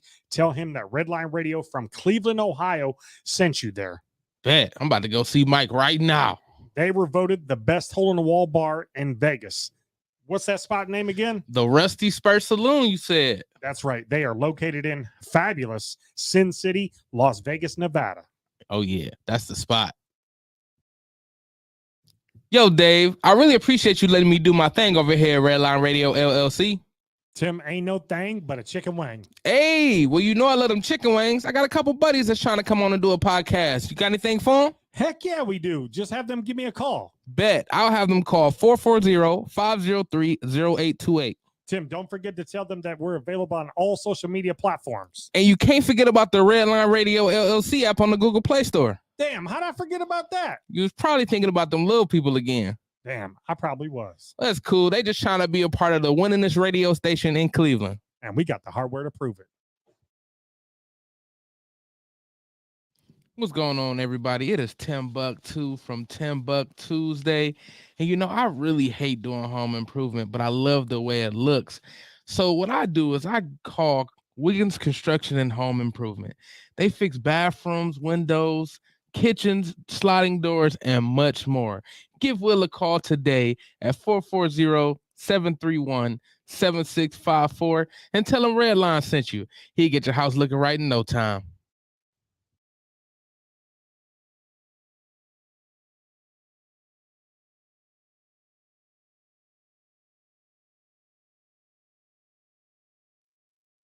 Oh, I heard it through the grapevine. Welcome back. I'd like to thank both of you motherfuckers for hanging in there with me. How about it? Shout out to y'all.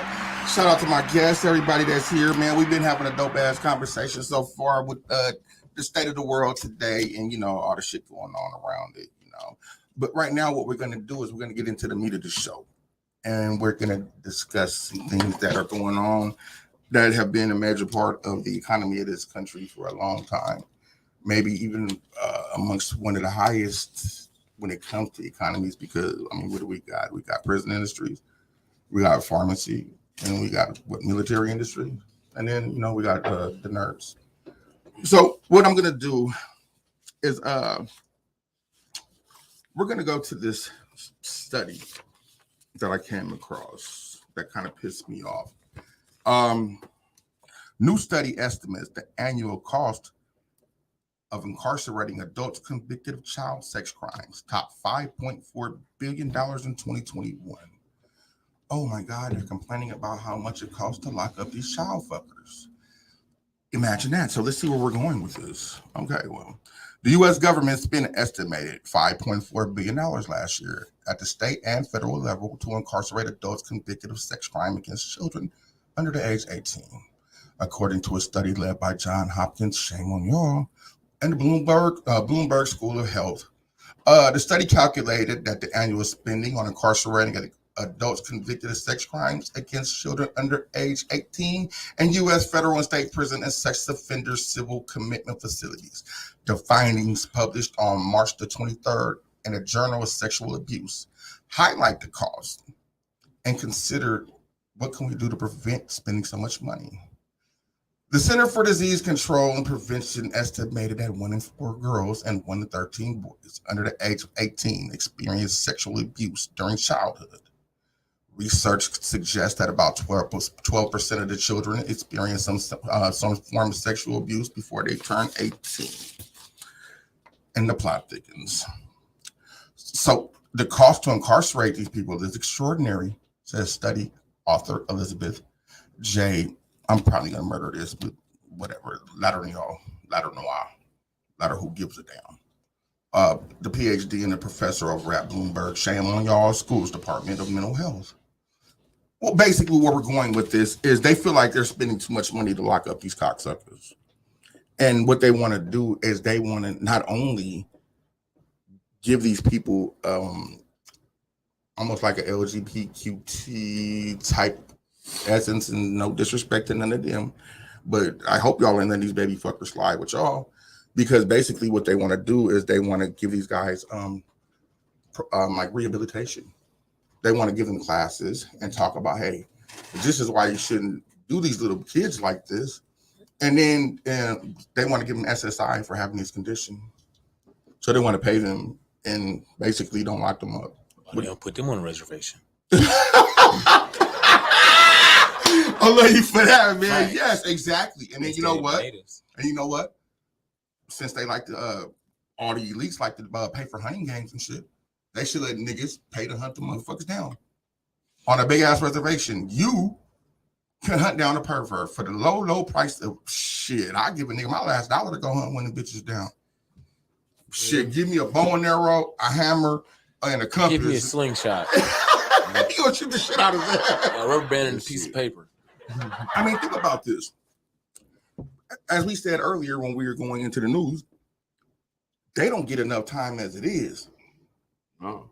These motherfuckers will do some fucked up shit and like, cuz got like 2.5 years. Yeah. I mean, ruin a little baby's innocence, and this motherfucker gets 4 years. You understand? Right. That shit is terrible. And now you guys want to make it to where, hey, they don't need to be in prison. They just need counseling. No, they need to go to a reservation like the homie said. Right. You feel me? Right. You don't think they need to go to a reservation? Too? No, I was saying I was agreeing with you. Okay. What do you suggest, Tim? Shit. He's like Tim, like nigga, kill him, nigga. Fuck that reservation. Nigga. That shit. They definitely deserve. I mean, dude, to me, I don't judge anybody on none of their crimes or none of that shit because sometimes you're doing what's necessary to make it in life. Right. As far as living conditions, sometimes you just don't give a fuck and you feel like breaking the law. That's your conscious choice to do that as an adult and that's whatever. But when you make it a conscious choice to inflict physical torture and pain and life-altering events onto a child, well, I can't agree with your crime on that. No. Not even a little bit. I will never see your point of view. You will never be in the zone of anybody who might identify with being a homosexual, a non-binary, a tranny, none of that shit, in respect to all those who make that decision, because that little baby didn't have that choice. Right. So I would never respect nobody's point of view on that. And I'm afraid that that's where our government is heading to because they keep lowering and lowering and lowering the laws. Come on with it, brother. Did you see the videos of Biden touching the kids? Absolutely. Did you see the videos off the fucking laptop to Hunter Biden? So if they make these crimes not crimes anymore, these people are saints. Absolutely. I mean, who was the biggest offenders possibly on the planet is the Catholic Church. Absolutely. I mean, what's the first thing they do when they do a circumcision? They fucking priest sucks the kid's dick. Man, what? When they doing a circumcision, brother, the priest sucks the kid's dick to get off the extra foreskin, and he's drinking the blood while he's doing that. So he's getting adrenochrome, and he's also doing this shit to a kid. This is true. Oh yeah, I'm into this shit. I mean, we won't talk about that a whole nother show. But even I have, in fact, the show that we're going to talk about this with, I have actual photos of the people holding the baby. The motherfuckers doing that, or no, you know what? I might have put it on the wrong religion. It's the Jewish people. Goddamn rabbi. All you motherfuckers nasty. The Catholics getting their dick sucked too. But the rabbi, the Jewish dude, when they do the circumcision after 7 days, homie, my bad for getting the wrong shit mixed up. If you offended, change the fucking channel. I said it wrong. I can make a mistake too. I'm Grape and I'm entitled to fuck up every once in 2 years. Anyhow, it's the Jewish rabbi. Because after the 7th day, I guess they do the circumcision on the kid. And that's what he does. They cut the kid's fucking foreskin. He bites that shit off and gets him a little adrenochrome while he's at it. Rabbi did it 13. Nigga, if the rabbi up there sucking a 13-year-old dick, they got a real problem. That ain't no secret there. You like, hold on. You suck a baby dick, you got a problem too. Yeah, I mean, you do. But it's not as obvious because it looks so innocent. Oh, he's just trying not to hurt. No, he's fucking torturing this kid. But isn't that what they do at the bar mitzvahs or no? Man, listen, however it goes, we're going to talk about that on that particular show, right? I want to do more research on it, but I know what I'm talking about, and I'm going to give it to you. That's them people I have no association with. Really, the colonizers. I mean, think about this, right? From what I've did a little bit of research on that we'll get into at a further show. Basically, every organization from the Shriners to the Red Cross, to the even the bitch, I'll talk about her all the time, the bitch who do an Amber Alert for your babies if they missing. She got caught twice trying to smuggle kids from Haiti. That's Hillary Clinton homegirl. Bill went and got her off the hook twice, brother. And then she came back here, and now that's Amber Alert lady. So when their kid missing, they say, hey, some bitches pulled up in a Ford Taurus. License plate JJJ. But she gonna say, well, he pulled up in a Ford Contour. License plate KKK. No shout out to them boys. But you understand where I'm going with this, right? Yeah. So that's what I'm saying. Like, this shit is disturbing, homie, because the people who are put there, even child services. There's a lady right now who's spilling her guts from Sacramento. Shout out to you, baby girl. I reached out to you. I forget your name, homegirl, out there in Sacramento. You doing the right thing. She's a social worker out there. She's talking about how many kids come up missing from Sacramento and where do these kids go? Because child services is one of the biggest sex traffickers, baby traffickers on the planet, homie. They just put an act in. I'm gonna ask y'all this question right here. Did y'all know that Joe Biden just signed an act the other day, right? To where say that in case of an emergency, like a natural disaster, and it says this, man-made or natural, whether it be an invasion, war, or whatever, that the federal government has a right to come in and take your kids, shall you die. Like, once you die, once we come in, invade the shit, kill you niggas off, we legally can take your kids and do what the fuck we want to do with them. And that's the law now, brother. What y'all think about that shit, homie? I didn't know that. Oh, Premeditation. He just did this shit. It sounds like premeditation for about 20 years in advance. Man, listen. To me, it sounds like a repeat of the last reset that we had when we had a fucking a mud flood, to where there was a period in time to where there was no adults and no pictures that you see, only orphans, only hella fucking dirty ass kids, and they had things called orphan trains, homie. And they're putting all these fucking kids on these trains and shipping them everywhere. And that's what started the Industrial Revolution. Homie. That's what got all these kids. There was no labor laws, none of that shit, because there wasn't no adults around. Right. Whatever the fuck happened to the adults, it wasn't. Find me a picture back in them days. Why do you think all those movies of nostalgia was about orphans, homie? Yeah. Little Orphan Annie, The Little Rascals. All these motherfuckers was orphans, homie. That was it. And you're absolutely right. It looks like premeditation for some of these motherfuckers think could possibly happen. So they want to have a legal reason to federally that supersedes the whole law of the land come in and take your motherfucking shearings. Speak on it, brother. 20 years ago, they start putting plans in place for COVID. Shit, what do you mean? You're absolutely right. So I mean, they do this shit 3, 4, 5 terms ahead. Yes, they put absolutely. something in place. You're absolutely they right. implement it. Yeah, and I say that all the time and again. They have these fucking think tanks that do shit 50, 60, 70 years in advance. Shit that they're doing right now, homie. Rockefeller wrote this in his playbook. Can I speak on something? Come on with it, brother. That's what you're here for. Okay. COVID. Yes, Who Lord. do they want to get the vaccines first? Who do you think? The old folks. Not the old folks that know how to do these skills, and then they're going to do the essential workers. So they can lose all the memory of what just happened. Everybody that has all the skills that we need to sustain life. Yes. Get them out the way. Get them out the way. Because now people are dependent on these cell phones. They depend on electric. They can't solder their own meat. They can't sustain. They can't purify water. They can't live. So they're dependent on the system and technology and the need for that. And that's why I don't appreciate that fucking metaverse shit. I don't appreciate that shit. And you absolutely right, brother. And that's what they did. Every once in a small blue moon, you'll find somebody who lived to be 110 or 102 who will tell you, like, we didn't learn that shit when I was in school. We learned that the earth was flat. They taught us a different calendar. We don't even know what fucking year we're in because we're under a Gregorian calendar. The Ethiopians know what year it is, and it's not no motherfucking 2022. In case I just woke your game up, do some homework and look into that shit and get back with me if you think I'm wrong. Oh, we already know that. Yeah. So, but it's a lot of people out there who are not privy to that shit. What is 11 months in a true year? Well, listen, we're going to get into it. I want you to come back because I got a whole different show to get into with that. But you know what I'm saying? Yeah, these motherfuckers, man, they not playing fair about nothing. And I just feel like we're close to, Yellowstone, all these earthquakes. They damn near setting it up to where a motherfucker could we can get rid of all these motherfuckers in a blink of an eye. We funking with everybody. We done got all the money we can get out these motherfuckers. Listen. Come on with it. The world ain't gonna never stop turning. Oh no. You understand where I'm coming from, and not to get too deep. You understand where I'm coming from. It's gonna be an awakening for a lot of people. You dig where I'm coming from? Like, motherfuckers don't realize that the lights can go out. Like he said, you don't know how to sustain food. You don't know how to build a fire. You know what I'm saying? And I ain't talking about with a lighter. I'm talking about, make a bow drill, something like that. People don't have these skills. Yeah. You understand where I'm coming from? The strong will survive. Absolutely. The world ain't gonna never stop. This motherfucker earth and people old in the shit. Number one, you know what I'm saying? You better understand why they're going up.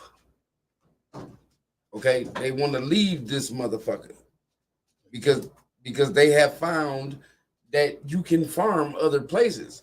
You don't know what the fuck up there. You've never seen you've never seen a real shot of the earth. I will repeat. Yeah. You've never seen a real shot of the earth. If you think you've seen the earth and that round ball that NASA shows you, that's CGI. And because I got to tell motherfuckers, well, where the satellites and shit at? Well, all that's at. I, for one, go ahead. You ain't never seen it. The thing is this: the world got secrets that's so old and ancient, and these people been using that power against humanity for a long time. Now you feeling but now you getting that awakening because you have the technology, you got different knowledge sources, and you got people that's being able to communicate. Yes, communication is the strongest, most powerful weapon, because now I can see what the fuck is going on over in here. I can see what's going on over there. So now you have these small uprisings, and they seen what was possible on a small scale. People didn't flip all the way out, but they start flipping out. You know, and that's why they want to bring up the racism and all of that shit. For the simple fact, because it's the distraction. Absolutely. You know what I'm saying? When you like, I've been saying this for years. The Black Power structure and the KKK should really link the fuck up. I read the both manuals. I mean, it come from the same place. It come from the same place of being oppressed. Because we always talk about the black and the brown being oppressed, but the white is oppressed too, because they've been sold a complete fairy tale. Yes, sir. Yes, sir. You are in charge, but they not. Surprise, surprise. You understand where I'm coming from? I'll give you a little bit more. It's just that's where management came from. It's just like in the joint. When the moment you make a nigga, you know what I'm saying, they got a little power or whatever, he walking around being just as much as police as the other police, because he wants what he wants. That's Lord. And as long as you, that's always been the thing. The middle class keeps the niggas, the poors, away from the rich. That's how it always been. That division So, we talked about, brother. You give me a little piece of nice house, I got a flat screen, I got a microwave, I can go on a vacation every now and then. I don't say nothing.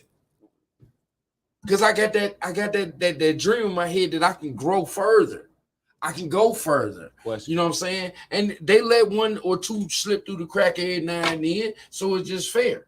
Just like they do with niggas. You gotta give them something.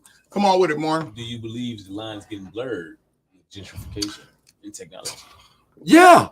Absolutely. Okay. Yeah. Well, I feel like this. I feel like that white people are understanding that the system don't give a shit about your color. It's about your class. Right. They don't give a fuck about you. I hope you white people understand this. You some niggas. Welcome to the club, niggas. You understand? You guys are dealing with the $5 gas. You guys are dealing with the food shortage. You guys can't feed your kids. You guys are in the same shithouse boat that they threw the fucking rest of us in. Well, you gotta look. It's just like slavery, right? When slavery, because the one part that they refuse to tell other white people, because maybe they could be angry too and say, well, you was enslaved too, sir, when you first got the fuck here. Right. We're gonna erase that, but because the niggas in the Irish and all them that was slaves, Chineses, that uprising came. Uh-huh. You understand where I'm coming from? So, shit, brother, you look like me. Go ahead, get up on a horse. I'm gonna give you a little shack down the street. We'll call it your property. You can take a bigger percentage of the crops, and then guess what? You ain't even got to pick the shit no more. Just make sure he keep doing it. Right. And I get my cut. And I get my cut. Yeah, make sure the numbers is right. You understand where I'm coming from? That's just what it was. Yes, sir. You know what I'm saying? Just like, being light-skinned, man. Real shit. I have been given, motherfucker tried to give me control over certain places that I worked at, because I'm working with all dark-skinned brothers. They come to me like I'm the biggest criminal in this bunch. You won't be in charge of shit. No problem. Fuck that. Put me in charge. We all gonna be eating. Watch this. I'm John Porter in Lucasville, in Hunkyville, in Southern Ohio, because I was light skinned. I'm half white. My last name is a common last name in Southern Ohio and West Virginia. So when they seen the last name, they automatically knew I was half white. Pull it, yeah. Right. So I'm saying, so sound like a good old boy. So yeah, and then they got to ask me questions, and I hit them with, my family's from Lincoln County, West Virginia. Right. That's what these guys, right. Right. I keep these boys in line. And I can start talking about my F-250, and guess what? You in there. I'm in there. But I tell you what, I could tell by your character, homie, you was there to work for the niggas and not the guards. Fact. Busting every move you can for one of them niggas that was there. And hey, homie, can you move this kite here from here to there for me? Hey, could you carry this? We here for nigga. If I do my nigga Montana, he's still down there in Luke. He know what the fuck going on. Man, listen, man. If you in there, man, you better be working for the motherfucker, for the homies and not for the police. Nigga, we'll blast you about that shit. We'll spray you down with piss and shit. Yeah, man, listen. All right, here go what we gonna go into. We're gonna go into just a little bit deeper because we ain't got too much time left.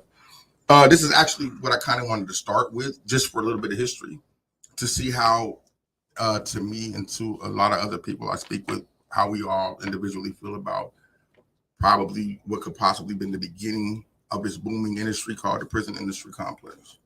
The end of slavery. Well, besides that, because that's all it is under, the 13th Amendment is still legal slavery. Yeah. So, they freed niggas, but just not you niggas. So this, so here what we're going to do, this is called The Secret Meeting That Changed Rap Music and Destroyed a Generation. If y'all ain't hip to this is kind of what did it. So once upon a time, before there was a fuck the police, there was a fight the power. Right. Once upon a time, hip hop was there with a message and a meaning, and it was preaching life, and it was preaching knowledge, and it was preaching positivity and structure and community.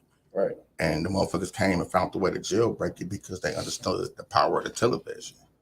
And said, hey, well, these fellas all want to be like the guys on TV. So, well, shit, if they'd seen Chuck D and all these fuckers start marching, well, what if we give them somebody with a pistol? And here comes fuck the police. So we're gonna get into this.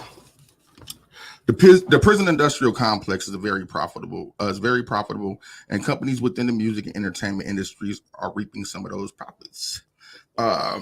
So basically what happened was, after more than 20 years, this particular fellow who was a record executive, that's just who's telling the story that I'm about to read.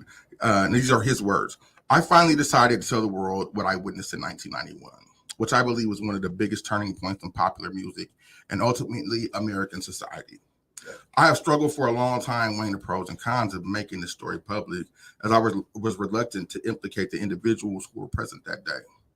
So I simply decided to leave out the names and all the details that might risk my personal well-being and those that will likely drug into something that they weren't ready for. Between the late 80s and the early 90s, I was what you may call a decision maker with one or more established companies in the music industry. I came from Europe in the early 80s and quickly established myself in the business.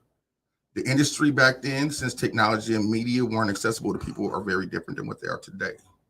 The industry has more control over the public and has more means to influence them the way they want. This may explain why in early 1991, I was invited to attend a closed-door meeting with a small group of music business insiders to discuss rap's music new direction. Little did I know that we would be asked to participate in one of the most unethical and destructive business practices I've ever seen. So he goes on to talk about the meeting was held in a private residence on the outskirts of Los Angeles.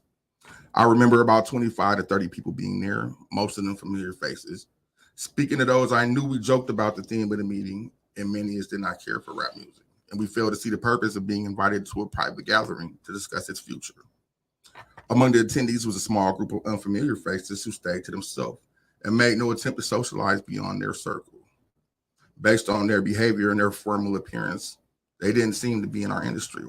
Our casual chatter was interrupted when we were asked to sign confidentiality agreements preventing us from publicly discussing the information presented during the meeting. Needless to say, this intrigued and in some cases disturbed many of us.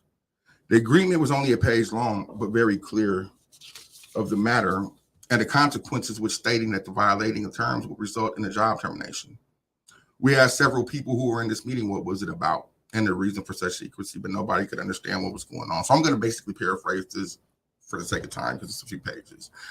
So basically, he's going to turn the room over. The guy who hosted the party is going to turn the room over to this guy who introduces himself to the first owner of America's first privatized prison. And he's the fella who said, hey, let's turn these fuckers into gangsters. Let's make them break the law. Let's make it popular. Let's make them sell drugs. Let's make them idolize these guys.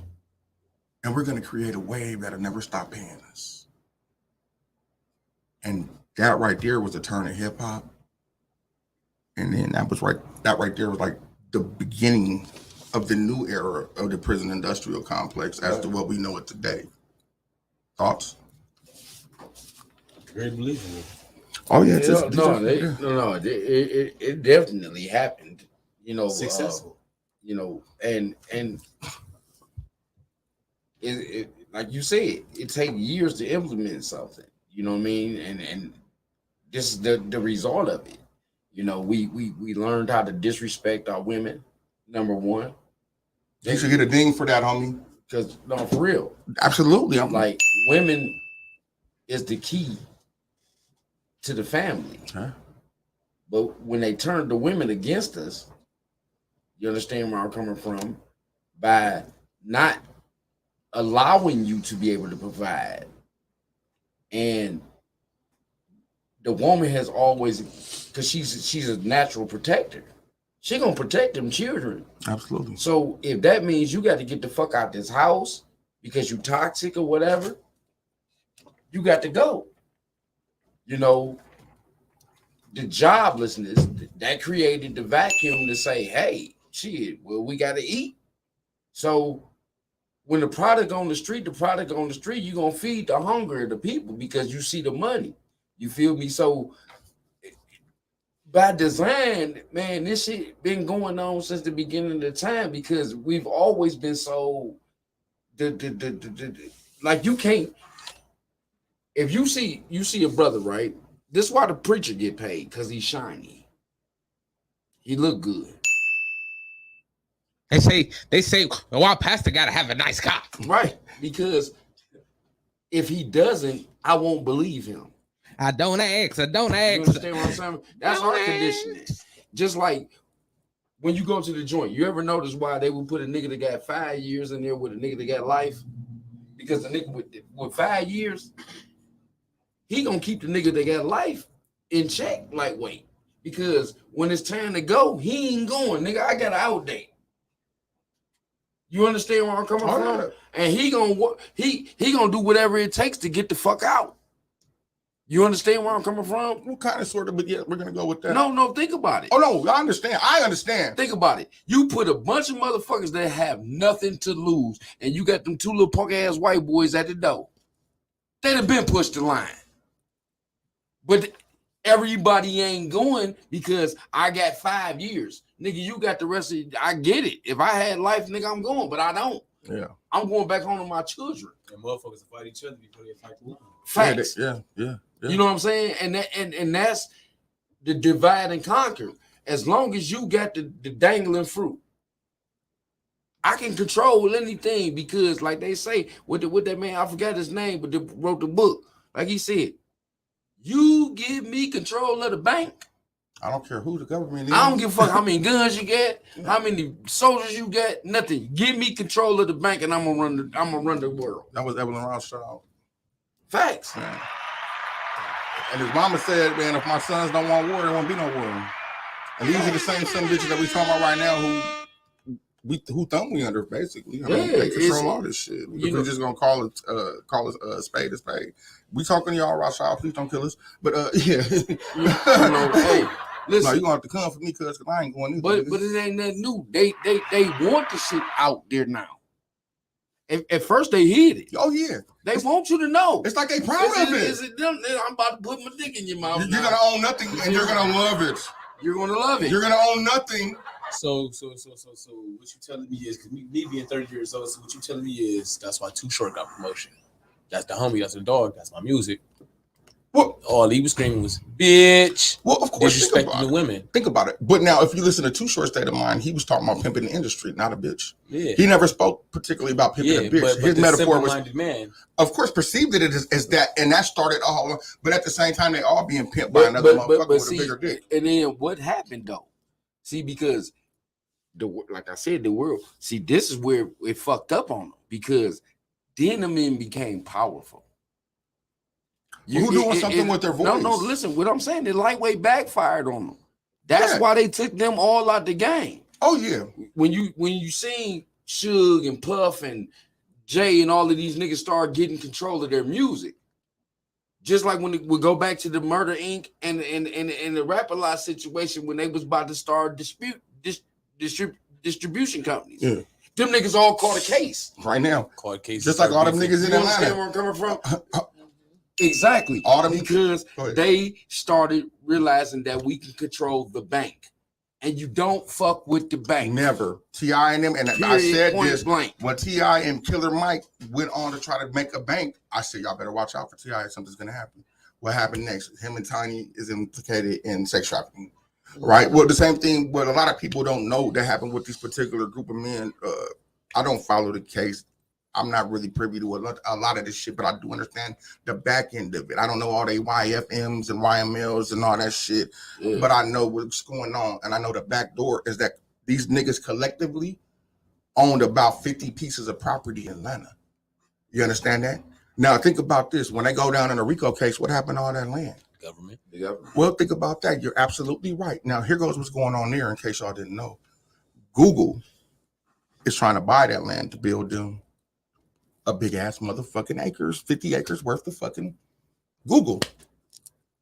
Yeah. Warehouse space. You Googleizer, you know, it looked like a hostile takeover to me because you let these niggas ball out like this. But think about this. They build the community.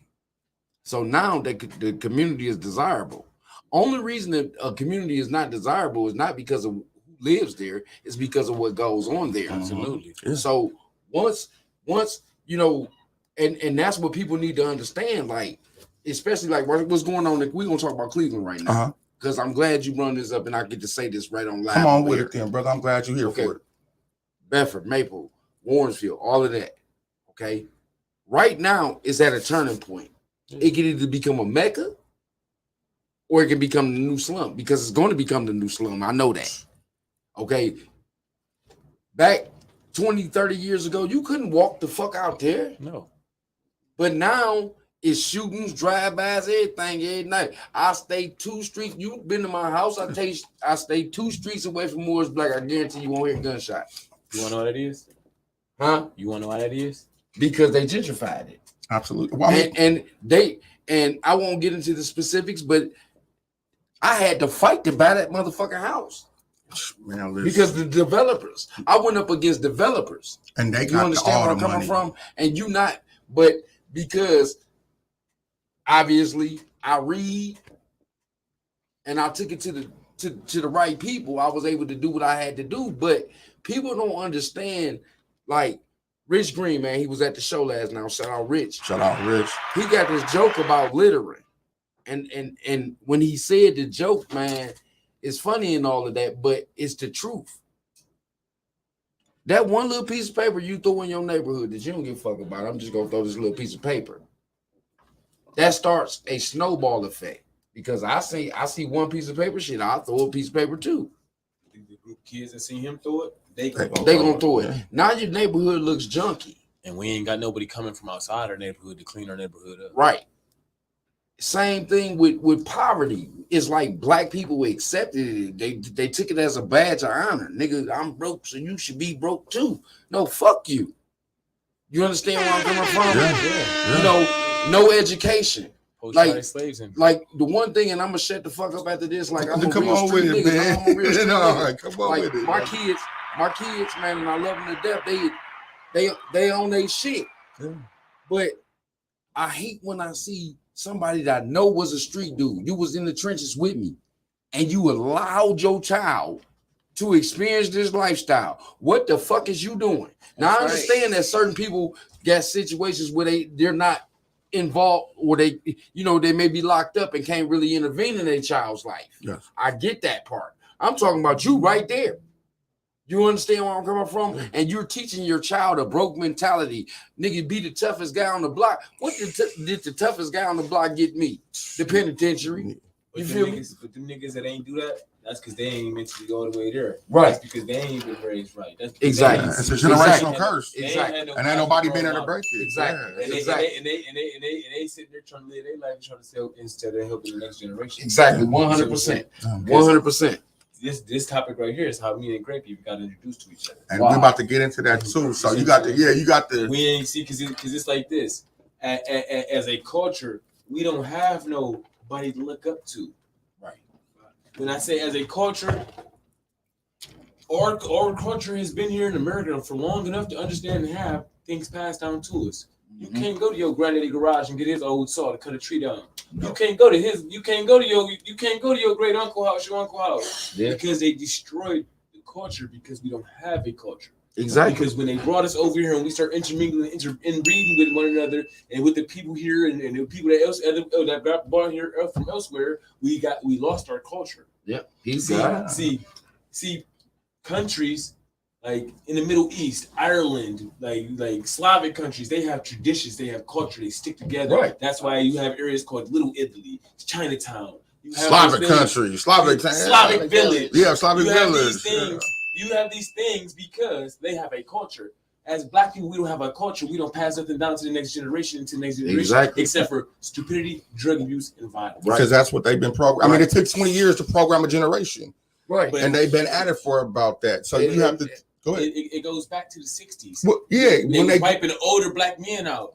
What Black men do we have? Because you were older than me. What Black men do we have to look forward to, look up to? You're absolutely right. And while they was doing that in the 60s, at the same time, while they was doing that and taking out that strong grandpa, because once upon a time, one man would take care of one woman who never seen work a day in her life, and they had 22 kids. Right. You understand me? And he had another family across town. And all them kids was clothes. All them children had food. Was a rolling stone. Yeah, exactly. But hold on, here go what they did though, brother. What they did at the same time that they removed that strong Black figure was they did a couple of things. They offered these women free rent. And that's when the projects came. But what came with that? Because two things came. A foot on their neck. Two things came. One, you can't have this nigga here if you want this here free rent. Exactly. Because back in this is actually where the culture of standing on the corner comes from. Hold on, brother. Let me get you. This is where the culture of standing on the corner comes from. Because in them days, this housing authority would come knock on your door every morning. Right. To see if your nigga was there. Right. So them niggas, oh shit, they on their way. So they would all gather up and they would go out and they would wait on the corner, sometimes all day, sometimes until late in the evening time. Right. And that's where the gathering was. Damn, cuz we gotta wait out here. And then it went on from that. Right. They destroyed. That's what started ripping at the moral and the fabric of the Black family. Exactly. Come on with it, brother. And also the second thing I think he was gonna hit on was this man can't stay here for the free rent, and also you can't make too much money or you can fix the system. So I can barely make it on what you want to offer me, and I gotta choose between whether I'm gonna make it with about $25 a month left over, or work hard for $75, and about $100 in food stamps left over. Right. Where do I go? Where do I go? No room, never know. And it's a project. It's designed to keep you from progressing. Yes, right. It's designed to keep you at a certain plateau to where you have a ceiling, right? To where you have something that you're comfortable with. Why do you think I love to buy them, but I hate it when they just kept giving food stamps? Because what you're doing in essence, even though thank you so much for feeding us, but what you're doing is you're making people complacent in their life. Right. Complacent in their living to where they don't desire no more but another increase in food stamps, right? And another stimulus check and another crab boil and another this instead of doing, you know. And I love the crab boils, and shout out to everybody who sold me them stamps when was an influx in them. Great love the stamps, goddamn. But real talk, I see that a lot, and I'm pretty sure you do too, Gene, because we work in the same business. Yeah. So the women that come into my job that'll be like, oh well, you know, only work these many hours because if I work too many hours, they gonna cut my baby's SSI, they gonna cut my SSI, and it's like, what? Charge more than $7 for rent, right? Because at the end of the day, you know, they can't live. No, they can't live. No, not like they want to. Well, they wouldn't be able to live. You got to think about it. We in the same industry. Yeah. Okay, let's just say a $400 car. Right. They paying regular rent that's $700-800. All right, plus insurance. We already at $1,500. The average person makes in Cleveland area $36,000 is the medium income. So that's $12,000. That's $3,000 a month. Yeah. Okay, after taxes is about $2,250. Okay, so if I buy the basic necessities of this, you understand where I'm coming from? I can't pay the rest of the shit. Right. Right. So in certain instances, it's actually smarter to stay on the system and hustle on the side. And that's what's so that way I fucked can up. live decently. Yeah. Right. That's what's so fucked up about and the that's why we get so many repos. Exactly. Yeah. Come on with it. But that is what America is based on. That's why they try to push you to be an entrepreneur. Because if you're not an entrepreneur and you're not working for yourself, you're always going to be dependent on the system. Yes, sir. Yep. Yes, sir. All right, now, what we're going to do right now is we got something special going on in the community. You want to tell them about it, bro? Yeah, man. I'm going to introduce myself again, man. Yes, sir. I'm Mar, man. Jamar from Bel Air, man. 130th, man. We throwing a free family fun event. It's going to be Bouncing House on the 25th of June. Saturday, man. The Bouncing House is going to be there at 12 to 5, but The event is really from 3 to 9 for real. It's gonna be free food events. It's gonna be all type of games. It's gonna be prizes for the children: hot dogs, hamburgers, ice cream, foot races, basketball, kickball, bouncy houses, water balloon fight, tug of war. We doing it, man. There's gonna be prizes. Everything's gonna be free. We don't want no violence, man. All positive vibes, energy, man. We trying to put on for the community, man. We trying to do this to make Bel Air great again, but also the city of Cleveland, man. Absolutely. And shout out to the homie Ramel, man. He the one who sent us over them motherfucking tickets to the monster truck rally. Yeah. So shout out to Ramel, man. Y'all make sure y'all check him out, man. What day is the show on, Tim? He's on Saturday from 2 to 4. Saturday, 4th and 15. You make sure you check him out. And another thing, too, we're going to get back to the partner. But another thing, too, make sure you come and check us out tomorrow at the Trappy sports shit. We're going to watch somebody get scored on, or we're going to watch somebody get shit on. I mean, I'm going to go out there because I'm going to be watching. You feel me? So y'all make sure y'all tune into that. Shout out Trap.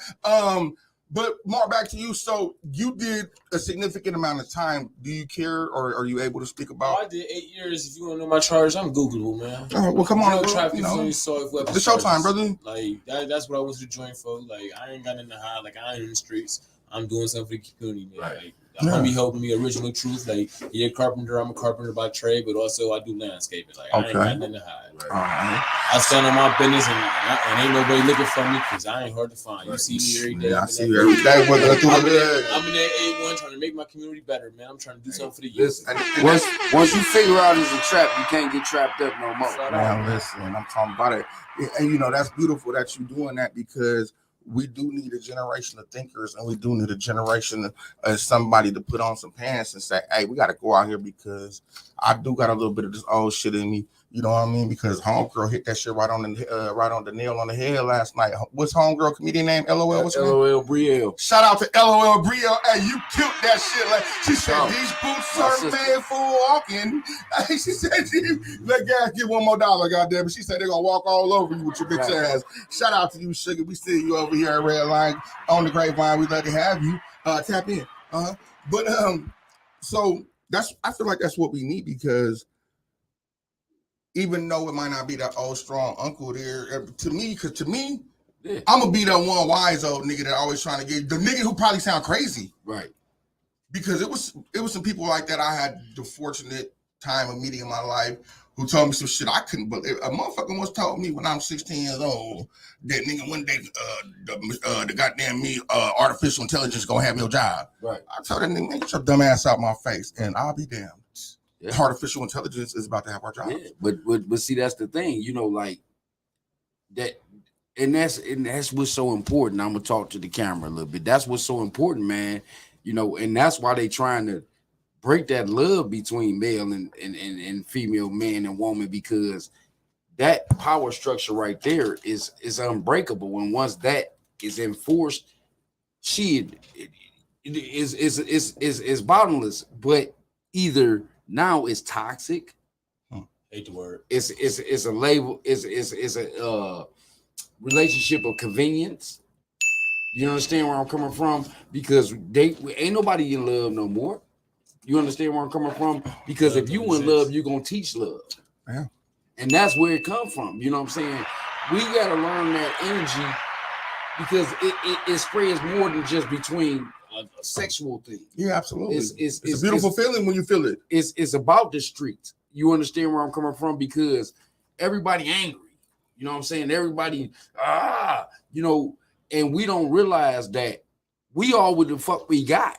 Yeah. You understand where I'm coming from? And that's just at the end of the day, this is why all of this shit exists. Like prison. Is you look at the projects, you look at prison, it's the same shit, right? So is school. Yeah, so is school. Because it's a lack of resources. Anytime that there's a lack of resources, you're gonna have violence, you're gonna have everything. So it's the normal. You know what I'm saying? When I was in college, they taught us about abnormal and normal. Yeah. And I wrote a paper about, I said, and they wanted grade be fucked up or say you should write this over. I said, what you mean? You just said that whatever that 60% of your community does is considered normal. So in our community, it's normal to carry guns, to gang bangs, to speak like this, to write like this. Yeah. Because this is what if the abnormal is the person who doesn't do that. To work a job, to graduate from high school, to buy a home before the age of 30. The square. They that's not a square. That's what they want to label but they made that abnormal. What we got, Tim? Okay, not to cut this, but I challenged you to a challenge earlier, nigga.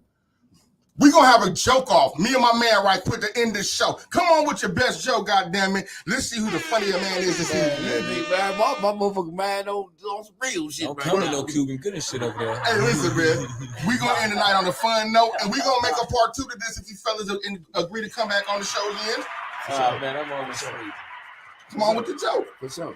Oh, you telling this joke? No, you coming first. But fuck this. One day, nigga, it's a rabbit running through the forest. Oh, here we go. And the rabbit running, right? And the rabbit see a motherfucking hippopotamus. And the hippopotamus, he's sitting there rolling some weed. And the rabbit say, hey, hippo, don't do that. Don't roll that. Don't smoke that. Come and run with me. So now you got the rabbit and the hippo running. And they run across a giraffe. The giraffe sitting there, he got some cocaine. He's trying to get himself together, right? Rabbit say, hey, man, don't do that shit, homie. Don't do that, man. Come on, come run with us. It's going to be fun. So say, fuck it, I'll put it up for later. So now they all running through the forest and shit, right? Nigga, so the rabbit see a lion and the lion tying off. He about to hit the main vein. He's serious with his shit, right? So the rabbit go say something to the lion. The lion reach back with a big ass paw. Pow! Nigga smack the rabbit. Nigga, the rabbit go flying, his fur flying everywhere and shit. So the hippo say, hey, cuz, why you smack the rabbit like that? He said, man, every time that motherfucker pop one of them beans, he want me to run through the forest with his bitch ass. Murder, death, kill. I hope you can beat that nigga. Okay, man, this gonna be short and sweet, man, because I ain't know. Okay, so check this out, okay? So it was a class full of children. They all had learning disabilities. Okay. So you had 2-star children in the class. They was a little bit brighter than the rest of them. Okay, you had Slow Joe and Slow Sue. Okay, y'all follow me, okay? So the teacher, okay, she in the class. She pull out a picture. Okay, picture. It's a rocket ship, right? So she asked Slow Joe. She say, Slow Joe, what is that? And he say, a rocket ship. She said, congratulations, sir, you right. So then she pull out a picture of a table. Okay, and she say, Slow Susan, what is that? She say, it's a table. Man, hold on. Hold on. No. Real quick. Come on, bro. What's them beds that stack on top of each other? I ain't gonna tell you. Exactly, retarded Timbuktu. He fell for the shit. Yeah. You see, I said I ain't touching that one. You gotta play in the joke. You gotta have it. You gotta have somebody do it. Supposed to come goddamn back. Yeah. Grape, I gave you a good one, goddamn. It was a good one, but I wasn't gonna answer that. I was letting you win. Well, good thing that you let me win. You know what I'm saying?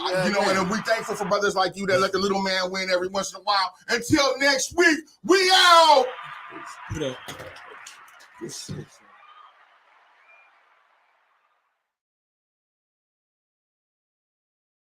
Oh, I heard it through the grapevine.